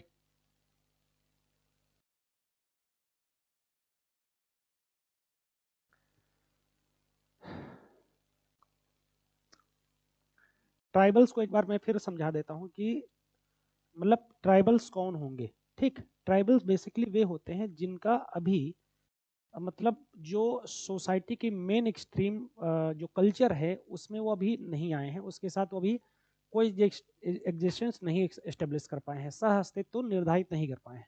ठीक, क्योंकि जो हमारी सोसाइटी सोसाइटी डेवलप हुई थी, उस सोसाइटी के कोर में एक चीज़ है जिसे बोला जाता है, हमारी सोसाइटी बेसिकली 2-3 स्टेज में डेवलप हुई है। ठीक, अलग अलग सोशोलॉजिस्ट, अलग अलग हिस्टोरियन ने अलग अलग चरण बताए हैं। जो एंशियंट टाइम था या प्राचीन समय था, उस दौरान हम मतलब जो ह्यूमन स्पीसीज थी ओवरऑल कंप्लीट ट्राइबल्स थी। ठीक, पूरी ट्राइबल से थी, यानी कि वो ट्राइबल्स होने का एक मतलब सिंपल है कि अनसिविलाइज्ड होना। यानी कि जैसे हम सिविलाइज्ड क्यों हैं, क्योंकि हमें पता है कि एक पुरुष होना या एक महिला होना क्या है और उनके बीच में भेद क्या है, हमारे उनके साथ संबंध कैसे हैं, यही एक सिंपल बात है। ठीक, तो जब एंशियंट टाइम में ऐसे कोई डिवीजन नहीं थे, यानी कि सबसे जो पहला जैसे मैरिज, फैमिली, किनशिप, ये 3 बड़े इंस्टीट्यूशन हैं जो किसी भी सोसाइटी को बहुत ही फॉर्मल बनाते हैं। ठीक, औपचारिक स्वरूप देते हैं। अब किसी को ये नहीं पता रहे कि हमें किसके साथ सेक्सुअल रिलेशनशिप रखना है, कौन हमारी बहन है, कौन हमारी बेटी है, कौन हमारा क्या है, तो वो सब चीज़ें नहीं थी। तो उस दौरान जो एक तरीके का सोसाइटी का जो बड़ा भाग जो मेन एक्सट्रीम से कटा रहा, सोसाइटी के बहुत बड़े भाग ने तो अपने अपनी अपब्रिंगिंग कर ली, अपने आप को आगे बढ़ा लिया, लेकिन नहीं किया। तो ये जो अभी भी जो मेन एक्सट्रीम सोसाइटी है उससे लोग क्या रहते हैं, डिफरेंट रहते हैं। अभी इनको क्या लगता है कि ये लोग कल्चर के लेवल पर, ठीक, जैसे इनकी कल्चर क्या है कि अभी ये खाने पीने, भाई कल्चर में सब चीज़ें शामिल हो जाती हैं। जैसे इनका खाना पीना, इनका रहना, इनकी भाषा बोली, इनकी संस्कृति, इनका धर्म, इनकी चीज़ें एकदम डिफरेंट है। अब जैसे हम लोग भाई हिंदू हैं तो सरस्वती माता पूजा करेंगे, ये लोग पत्थर रख लेंगे और उसकी पूजा करेंगे, कौवा मार के टांग लेंगे उसकी पूजा करेंगे, उसके लोग टोटम बोलते हैं। टोटम, एक इमाइल दरखाइम है, उन्होंने स्टडी करी है टोटम, ऑस्ट्रेलिया के अरोंटा जनजाति की। ठीक, तो उसकी पूजा करेंगे, तो या किसी भी चीज़ की पूजा करेंगे। ठीक, इनको लगता है कि पंखे से हमें जो है हवा मिलती है, ये हमारे जीवन का आधार है, तो पंखे की पूजा करेंगे। ये समझाने के लिए बता रहा हूँ। ठीक, तो वो लोग इस तरीके से, यानी कि वो मेन एक्सट्रीम सोसाइटी से अभी कनेक्ट नहीं हो पाए हैं। तो जैसे हम लोग क्या है कि अपनी इनकम जनरेट करने के लिए पढ़ लिख रहे हैं ताकि हमें कोई नौकरी मिले, वो इस तरीके के लाइफ स्टाइल पे नहीं है। वो अभी भी बार्टर सिस्टम पर है। ठीक, शिफ्टिंग कल्टीवेशन पढ़ा होगा आप लोगों ने इकोनॉमिक्स में, है ना। क्या होता है शिफ्टिंग कल्टीवेशन? स्थानांतरित खेती कहते हैं, मतलब एक जगह रहे और वहां पर जो है पेड़ ओड़ काटे, वहां खेती करी, उसके बाद 1-2 साल बाद वहां से शिफ्ट हो गए दूसरी जगह, ऐसा ही काम किया, that is called shifting cultivation. ठीक, तो ये इस तरीके के तमाम काम वो करते हैं। ठीक, अब ये जो उनमें से जो लोग सिविलाइज्ड होते चले जा रहे हैं, तो भले वो ट्राइबल्स हों, वो मेन एक्सट्रीम में आ रहे हैं। जैसे मीणा है, राजस्थान के बहुत सेलेक्ट होते हैं यूपीएससी में। तुम्हारे लखीमपुर खीरी में जो है थारू हैं। ठीक, थारू दीपावली को शोक के रूप में मनाते हैं। तो ऐसी तमाम ऐसी चीज़ें जो आप लोगों ने पहले से पढ़ रखी होंगी। पहाड़ों पर चढ़ते हैं और जो है वहाँ से रोते हैं तो उनको लगता है कि जो है बारिश बंद हो जाएगी, पत्थर गिरा देंगे तो लगता है कि बारिश होने लगेगी, जवान काट के जो है माता जी के यहाँ चढ़ा देंगे तो लगेगा कि हमारी मनोकामनाएं पूरी हो गई।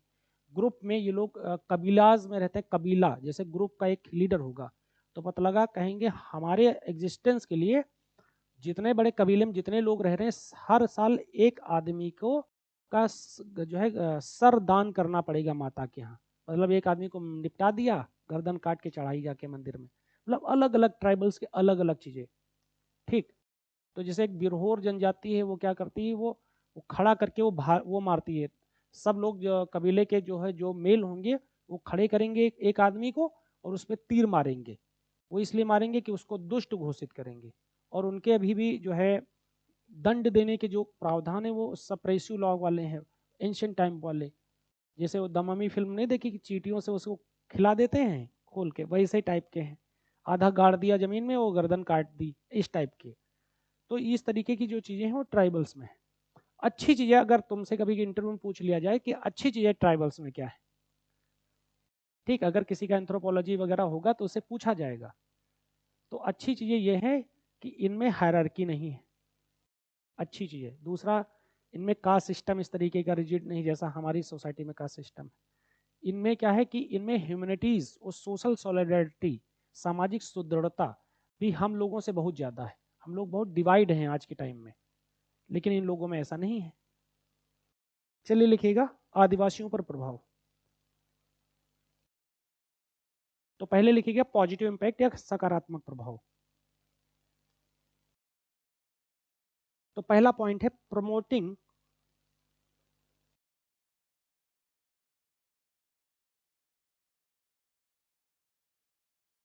Tribal work, tribal works, promoting tribal works. लिखेगा फटाफट।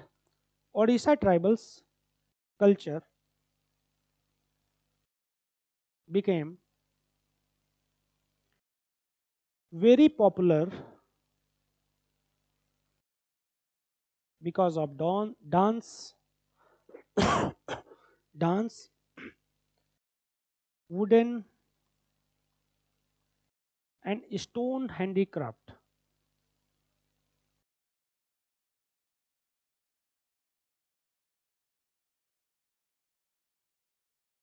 Second, promoting tribal products. Promoting tribal products. Tribal products and their tribal products and their indigenous knowledge got exposed got exposed to the world, and the patent products helped their livelihood, help their livelihood. आप लोग लिखो सकारात्मक प्रभाव में, लिखो जनजाति कार्य को बढ़ावा।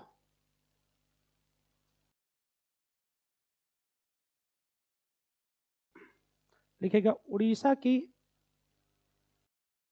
की आदिवासी जनजातियां, उड़ीसा की आदिवासी जनजातियां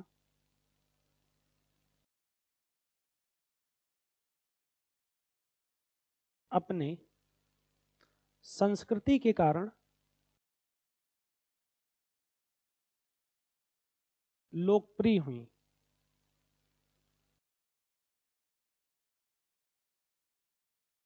जैसे पत्थर पर नक्काशी, पत्थर पर नक्काशी,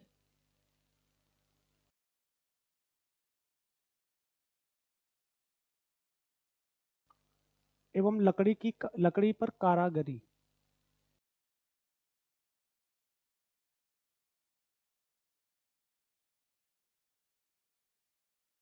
सेकंड पॉइंट, सेकंड हेडिंग, जनजाति उत्पादों को बढ़ावा।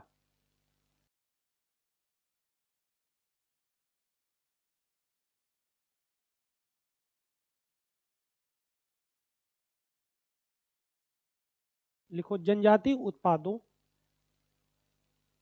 एवं उनके स्वदेशी ज्ञान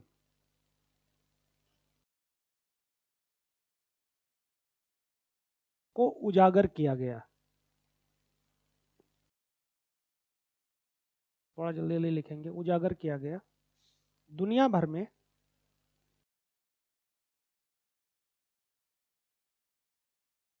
उनके, छोटे तो बता भी देना, उनके उत्पादों के पेटेंट पेटेंट पेटेंट होने से लोकप्रियता बढ़ी। आईपीआर के बारे में आप लोगों ने पढ़ा है, इंटेलेक्चुअल प्रॉपर्टी राइट। हाँ या ना बोल दिया करो एकदम, जैसे लगता है ना सर अभी मिड डे मील में भी खाना नहीं मिला है, उसके पहले भी ABCD पढ़ेंगे नहीं सर जी, जब खाना मिलेगा तो पढ़ेंगे। ठीक।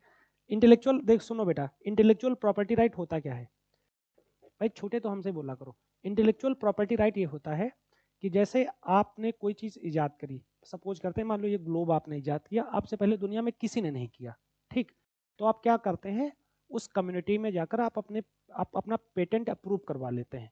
यानी कि आपका जब पेटेंट अप्रूव्ड होगा तो उस पेटेंट अप्रूव्ड होने के बाद दुनिया में कोई भी ये ग्लोब बेचेगा तो वो आपसे संपर्क करेगा। जिंदगी भर के लिए इस ग्लोब की बनाने की टेक्निक आपकी हो गई अपनी, और इस पर जितना भी आप फ्रेंचाइजी चाहोगे उतना डालोगे पूरी दुनिया में, जितना चाहोगे आप बेचोगे, आपके अलावा कोई दूसरा उस पर दबदबा अपना कायम नहीं कर सकता। और इसी का पैसा है, जैसे भारत 0.67% GDP का R&D पर लगाता है, इसराइल 4% लगाता है, तो इसीलिए वो बहुत चीज़ों में बहुत आगे हैं। जब जैसे कोई एक चीज़ वो बनाते हैं और फिर बेचते हैं तो उनको बहुत फिर इनकम होती है हमेशा के लिए। अब एक मोबाइल है, मान लो ये ओप्पो का वीवो का मोबाइल है, अब उन्होंने इस तरीके की टेक्नोलॉजी ईजाद कर ली, अभी बाकी तो ये लोहा ही है ना यार, अब ये 20,000 22,000 का मोबाइल है, लेकिन एक बार बनाने में इससे जो उनके R&D में जो साइंटिस्ट को पैसा खर्चा किया होगा वो किया होगा, मान लो 10 अरब रुपए खर्चा किया, लेकिन आज वीवो पूरी दुनिया में वो कई अरब रुपए, कई 100 अरब रुपए हर साल की बिजनेस है उनकी, तो अब मजबूरी में बेचना है, और पूरी दुनिया में जो है उनका मार्केट उन्होंने डेवलप कर लिया और कोई थर्ड पार्टी उस पर अपना दावा नहीं कर सकती। तो ये होता है आईपीआर। तो इस तरीके से चलिए लिखिएगा, आप लोग लिखो, इरेडिकेशन ऑफ, नहीं नहीं इरेडिकेशन लिखेगा, एजुकेशनल अपॉर्चुनिटीज लिखेगा।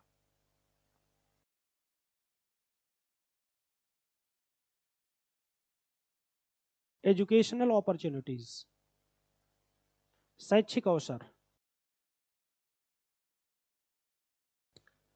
ट्राइबल्स वर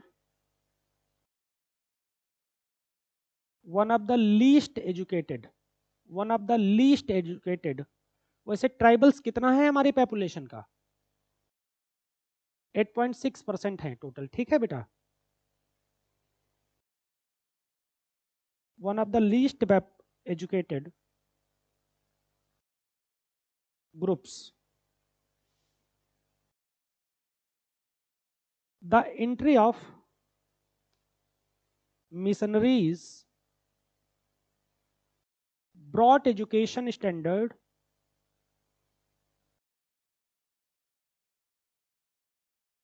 हाँ एजुकेटेड ग्रुप्स हो गया।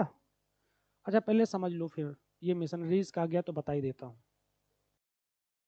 दरअसल जानते हो क्या हुआ, जब ये जो जनजातियां हैं ये बड़ी वो भी होती हैं, बड़ी मतलब भावुक भी होती हैं, बड़ी सीधे जिनको कह सकते हैं हम।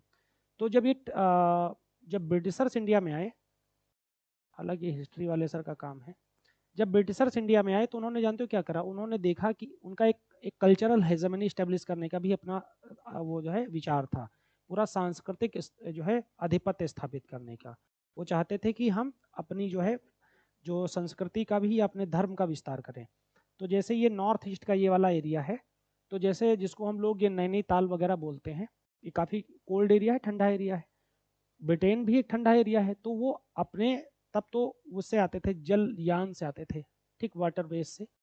तो लगभग 15 से 17 दिन लगता था। और आपको मैं बताऊं कि आज़ादी के समय 1,05,000 अंग्रेज इंडिया में थे, और बाकी इंडियंस ही सारे वो लोकल जो है रखते थे कर्मचारियों को।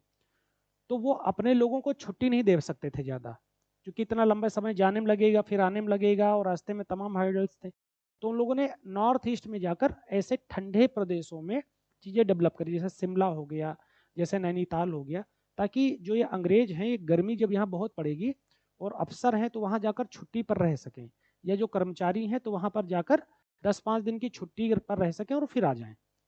तो इन लोगों ने जब उस रेंज को समझा, तो उन्होंने काफ़ी देखा कि यहाँ तो ये जंगलों में ट्राइबल्स रहते हैं, तो उनको लगा कि इनकी लाइफ स्टाइल बहुत ही बिलो है, ठीक, तो इसको क्या हम क्यों ना करें कि इसको हम कन्वर्ट कर दें। तो उन लोगों ने क्या किया, कन्वर्जेंस के बहुत जो है काम किए, नॉर्थ ईस्ट में भी किए और ईस्ट इंडिया में भी किए, ठीक, पूर्वोत्तर भारत में भी किए और पूर्व भारत, दोनों जगह किए।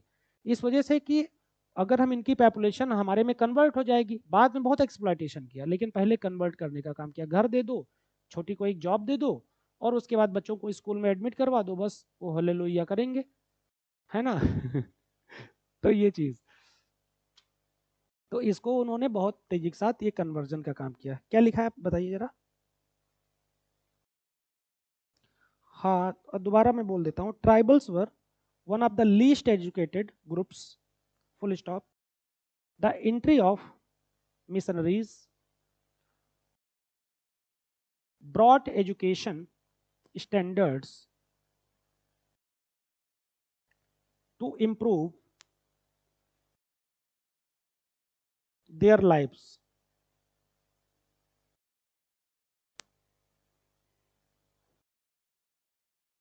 आप लोग लिखो शैक्षिक अवसर।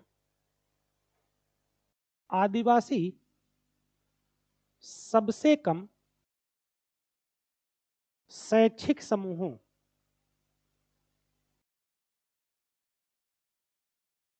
समूहों की श्रेणी में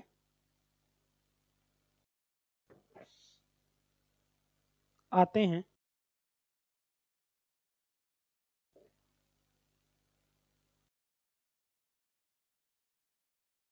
ब्रिटिश मिशनरीज के आगमन के पश्चात, ब्रिटिश मिशनरियों के आगमन के पश्चात इनकी जीवन शैली में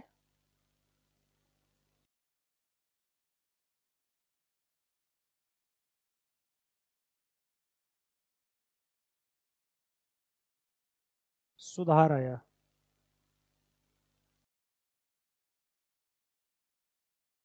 अगली हेडिंग लिखो, eradication of superstition. Eradication of superstition, अंधविश्वासों का उन्मूलन।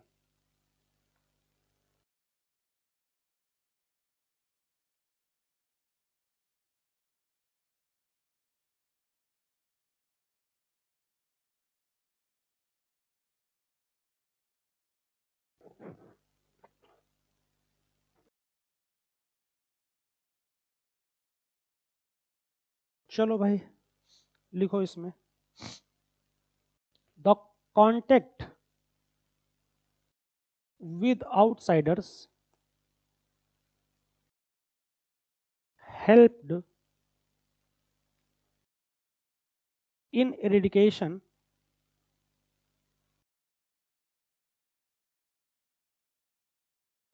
of superstitious practice among the tribals. Full stop. Hindu and Christians, Hindu and Christians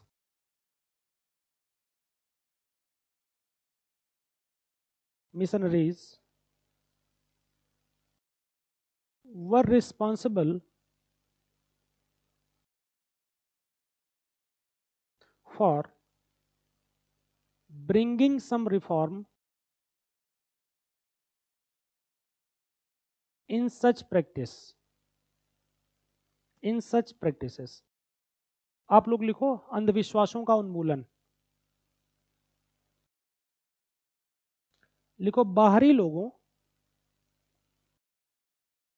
के साथ संपर्क में आने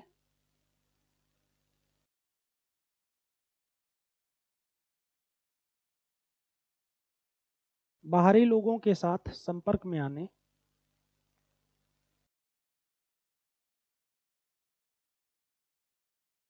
के कारण आदिवासियों में सामाजिक चेतना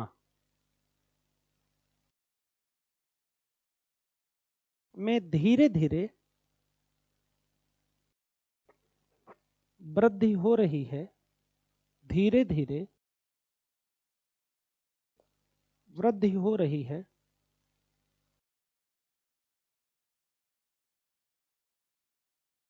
पूर्ण विराम। इसमें हिंदू और क्रिश्चियन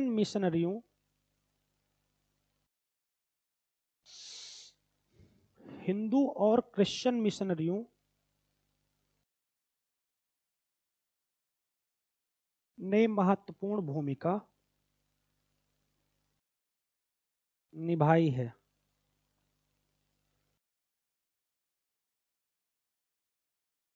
अगली हेडिंग लिखो नेशनल इंटीग्रेशन। इसी में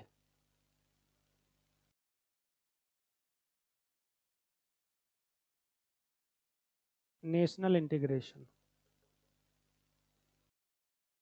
राष्ट्रीय एकता। वैश्वीकरण ने राष्ट्रीय एकता वैश्वीकरण ने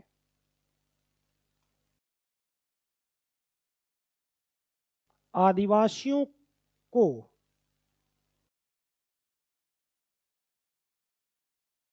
समाज के साथ जोड़ने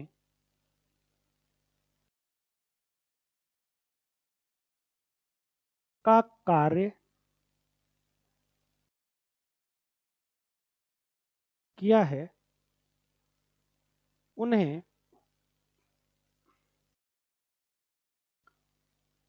विभिन्न बाहरी प्रथाओं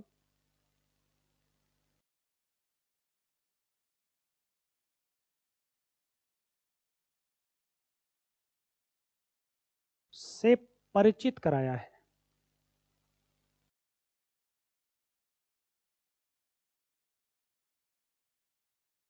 जैसे ट्राइफेड, ट्राइफूड एंड जेम, ऐसे लिखिएगा हिंदी में। मतलब हिंदी में लिखना, इंग्लिश में मत लिखना, नाम ऐसे रहेंगे। आप लोग लिखिएगा globalisation has helped to remove isolation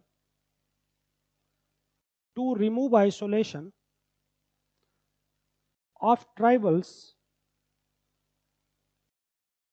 from rest of the country। हाँ, removed isolation यानी पृथक्करण of tribals from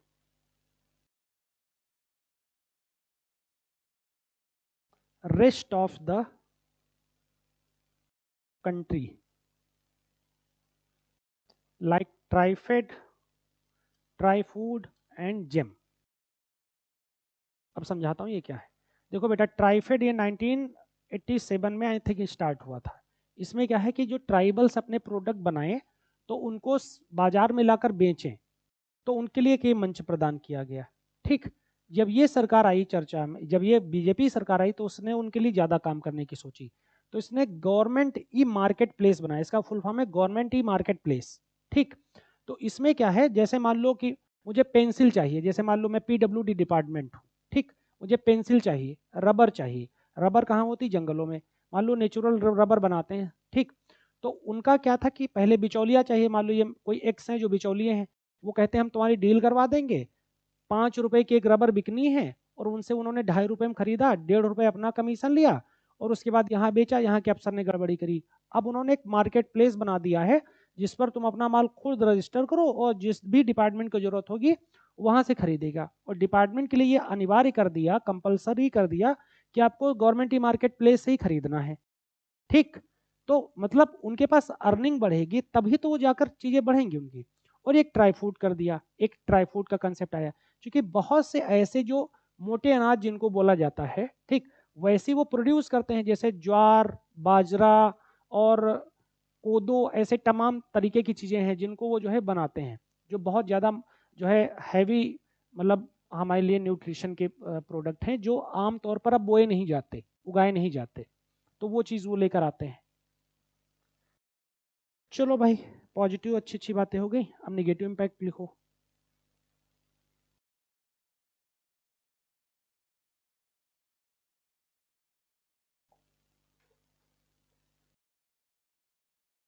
नकारात्मक प्रभाव।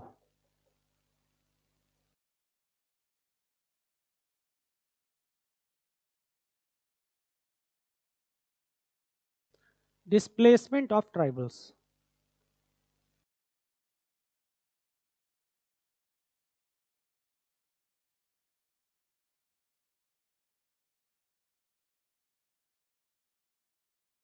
ठीक, जनजातियों को स्थानांतरित करना, स्थानांतरित करना, डिस्प्लेसमेंट ऑफ ट्राइबल्स। फटाफट समझो। अब जैसे मान लो नर्मदा बचाओ अभियान चल रहा था, ठीक, समझ में आया, जहां सरदार पटेल की बहुत बड़ी मूर्ति लगी है केवड़िया में, इनफैक्ट वहां भी चीजें चल रही थी। तो क्या है कि वहां से पता है 41,000 ट्राइबल्स को शिफ्ट कर दिया गया, 41,000 ट्राइबल्स को वहां से शिफ्ट कर दिया गया। अब जैसे एग्जाम्पल के लिए, जैसे आप जहाँ रह रहे हो या रह रही हो, ठीक, वहाँ आपका एक पूरा एटमॉस्फेयर डेवलप हो जाता है, सोशियो कल्चरल, आपके लिए चीज़ें एटीज हो जाती हैं, उस जगह से आपका लगाव हो जाता है।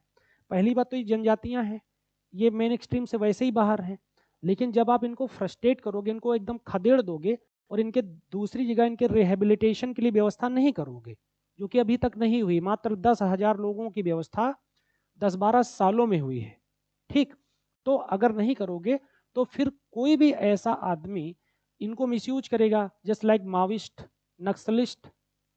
तो वो कहते हैं कि देश तुम या सरकार तुम्हारे विरोधी है, तो फिर वो तुरंत झंडा बुलंद कर लेते हैं, लाल सलाम कर देते हैं, और फिर वो हमारे ही लोग हमारे ही खिलाफ खड़े हो जाते हैं, ठीक है ना। तो ये चीज जो जिसे कहते हैं ना इंटरनल थ्रेट, इंटरनल सिक्योरिटी मैं ही पढ़ाऊंगा आप लोगों को, मैं वहां बहुत डिटेल में इन चीजों को बताऊंगा। तो ये हमारे खिलाफ ही हमारे लिए खड़े हो जाते हैं। और सबसे बड़ी दिक्कत क्या है कि जैसे मान लो आप लखीमपुर खीरी में रहने वाले, आप गए वहां अबूझमाड़ एरिया में, आपकी ड्यूटी लगा दी गई, तो उनको एक एक गली, एक एक रास्ता, एक एक नदी, एक एक झील में पता है कि हम कैसे फटाक से गायब हो जाएंगे। और आपको कितना भी फॉर्मल ट्रेनिंग दे दी जाए, लेकिन उस लोकल जंगल की जानकारी तो नहीं है ना, और जब नहीं है तो फिर वो आपको मारेंगे। तो इस तरीके की दिक्कतें आती, तो ये इस तो क्या होता है जिसे कहते हैं ना सस्टेनेबल डेवलपमेंट, वो होना चाहिए। चलो ठीक है, तुम्हें बनाना है तुम बनाओ, इनको शिफ्ट करो तो इनको फैसिलिटेट भी तो कर दो, जिससे इनकी जो फ्रस्ट्रेशन है वो कम से कम हो जाए, होगी तो पक्का है, ठीक, इसमें कोई शक नहीं, लेकिन वो कम से कम हो जाएगी वो ज़्यादा अच्छा है। लेकिन तुम उनके लिए कुछ करो ही ना, तो फिर वो जाहिर सी बात है कि फिर वो कुछ ना कुछ तो गलत करेंगे। तो फिर वहां फिर सरकार फिर अगेंस्ट में जाकर खड़ी हो जाती है। लिखेगा आदिवासियों का विस्थापन, आप लोग लिखेगा displacement of tribals, about 55% of the country's tribals population, 55% of the country's tribal populations now resides resides outside their traditional habitats, full stop. Development induce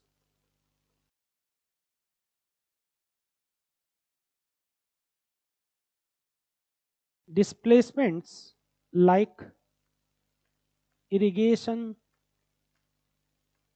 dams,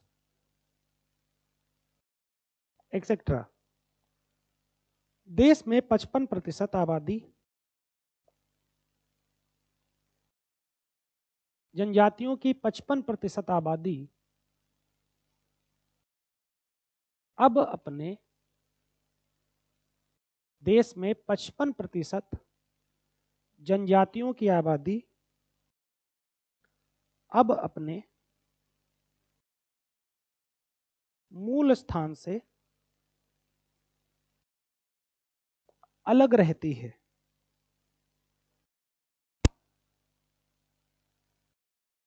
मूल स्थान से अलग रहती है,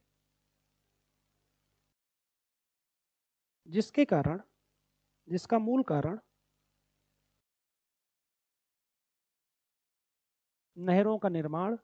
नहरों एवं बांधों का निर्माण है।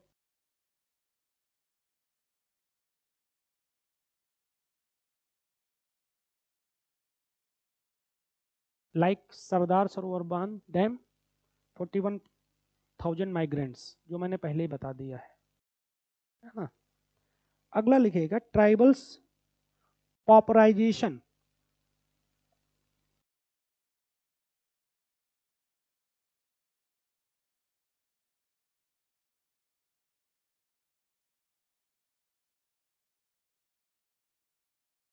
जनजातियों का गरीबीकरण। जनजातियों का गरीबीकरण। Lack of resources for engaging gainful activities has led to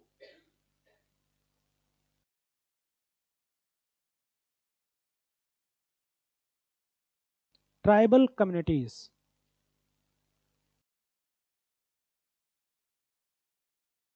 जनजातियों का गरीबीकरण या कंगालीकरण, कुछ भी लिखो जनजातियां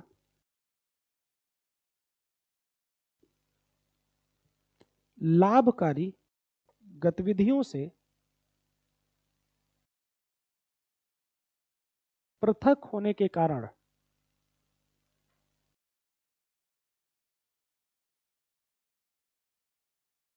ऋणग्रस्तता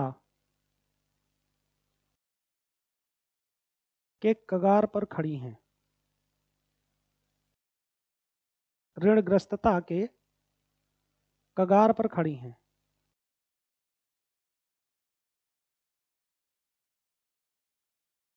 एक्सेस ऑफ बेनिफिट शेयरिंग।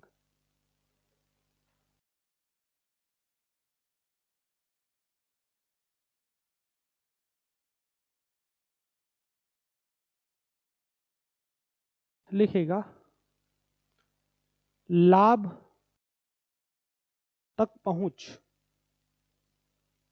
साझा करना। अब देखो इसमें दिक्कत क्या आ रही है कि जैसे इनसे कोई चीज 10 रुपए की खरीदी गई, ठीक, और उसको मार्केट में ले जाकर बहुत ही क्रिएटिव बनाकर एक 100 रुपए की बेची जा रही है। अभी मैं आपको एग्जाम्पल के लिए बताता हूँ। आप यहाँ पर जो ललित कला अकादमी है इसमें जाइए। इसमें इसी तरीके का सेमिनार वो मतलब प्रदर्शनी लगी हुई है। बहुत छोटी छोटी लकड़ी के खिलौने, पता लगा कितने का बोलेंगे, 450 का, 500 का, 1000 का, 1500 का, ऐसे बोलते हैं। ठीक, कहेंगे साहब ये जो है नेचुरल है, ये फला लकड़ी से बना है। लेकिन वो क्या उनसे उस रेट पर लेते होंगे? नहीं। ठीक है कि उनका कास्ट लगता है लाने में, उनको बेचना पड़ता है, लेकिन उसके बावजूद उनको बहुत कम पैसा मिलता है। ठीक, जो रेशम की खास किस्म की साड़ियाँ हैं जो वो बनाते हैं, वो पता लगा कि उनको बहुत कम पैसा उनको मिलता है। इनफैक्ट मतलब मैंने अपनी स्टडीज़ में लखनऊ के चिकन का जो है एग्जाम्पल रखा था पीएचडी में। तो उसमें क्या था कि ये हरदोई उन्नाव एरिया में बहुत ज़्यादा ये चिकन का काम होता है, जो चिकन का कुर्ता और कुर्तियाँ पहनते हैं हम लोग, है ना, लड़के लड़कियाँ। तो उसमें क्या था कि वो ऐसे देते हैं, कहते हैं एक कुर्ता पूरा उसमें कढ़ाई कर दो जो नॉर्मल पहनते हम लोग 600-700 रुपये का कुर्ता, 800 रुपये का, बोलेंगे इसके 100 रुपये मिलेंगे। एक महिला तैयार करती है उसको 7 दिन में, 6 दिन में, 5 दिन में, यानी कि 20 रुपये पर डे की मजदूरी कर रही है वो। ठीक, वो दिन में 4 घंटा उसको काढ़ रही है, मतलब कढ़ाई कर रही है उसकी। तो यानी कि कितना चीप। और जो कपड़ा होता है वो सारा कढ़ाई का खेल है, चिकन में सारी कढ़ाई के खेल है। बाकी कपड़ा एकदम वो लोकल दर्जे का होता है, और उसको पता लगा वो 700, 800, 1000 का बेच रहे हैं। ठीक, और बताएंगे वरुण धवन ने इसे कलंक में पहना था, ये 1700 का है। तो इस तरीके से हैं, तो उसी का ये 2 कॉपी है। तो ऐसे बताते हैं। और उनको तुम क्या दे रहे हो, वो तो मतलब अपनी अपनी रोजी रोटी भी नहीं चला रही। 40 रुपए में तो एक गोभी मिलती है आजकल, है ना। तो ये चीज़ें सोचने की हैं, छोटी छोटी चीज़ें हैं। तो मतलब कि उनके लिए क्या दिक्कत है, ये मैं उन आदमियों की बात कर रहा हूँ जो मेन एक्सट्रीम के लोग हैं। तो ट्राइबल्स के साथ क्या हालत होती होगी वहाँ का, तो हम लोगों ने कभी स्टडी भी नहीं करी, तो जानते भी नहीं, पढ़ा पढ़ा ही समझते हैं। तो ये सब है। हाँ, लिखिएगा। दवाइयों के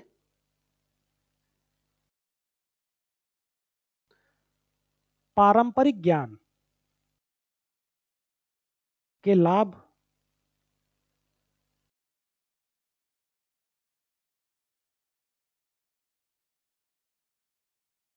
के ज्ञान के बावजूद वह राष्ट्रीय और अंतर्राष्ट्रीय बाजार से नहीं जुड़ पाते।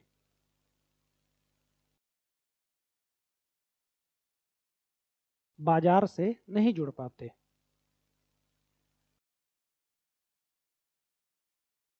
The benefits of shared traditional knowledge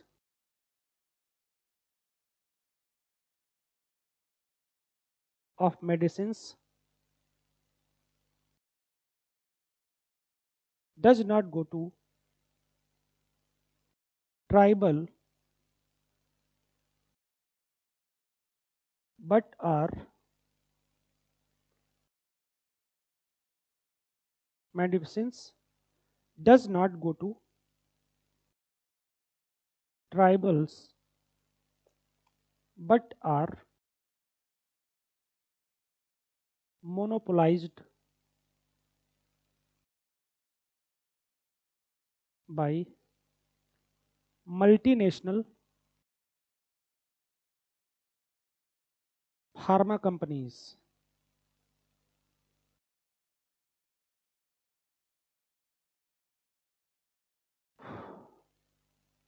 last point लिखो, कल्चरल एंड आइडेंटिटी लॉज।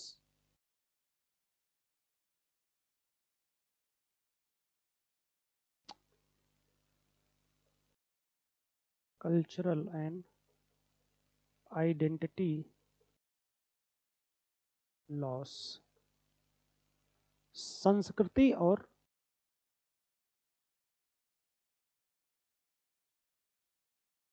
निजी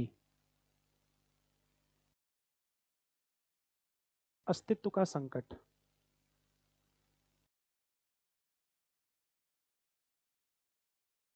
culture and language of tribals were loss या lost when they come into contact of outsiders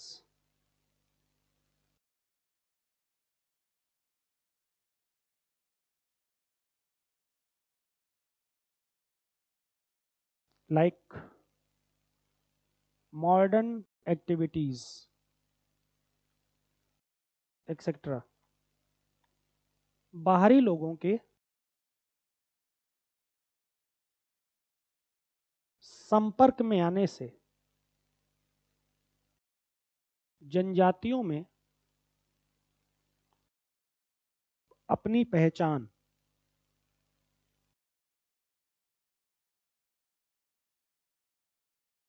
और संस्कृति भाषा का संकट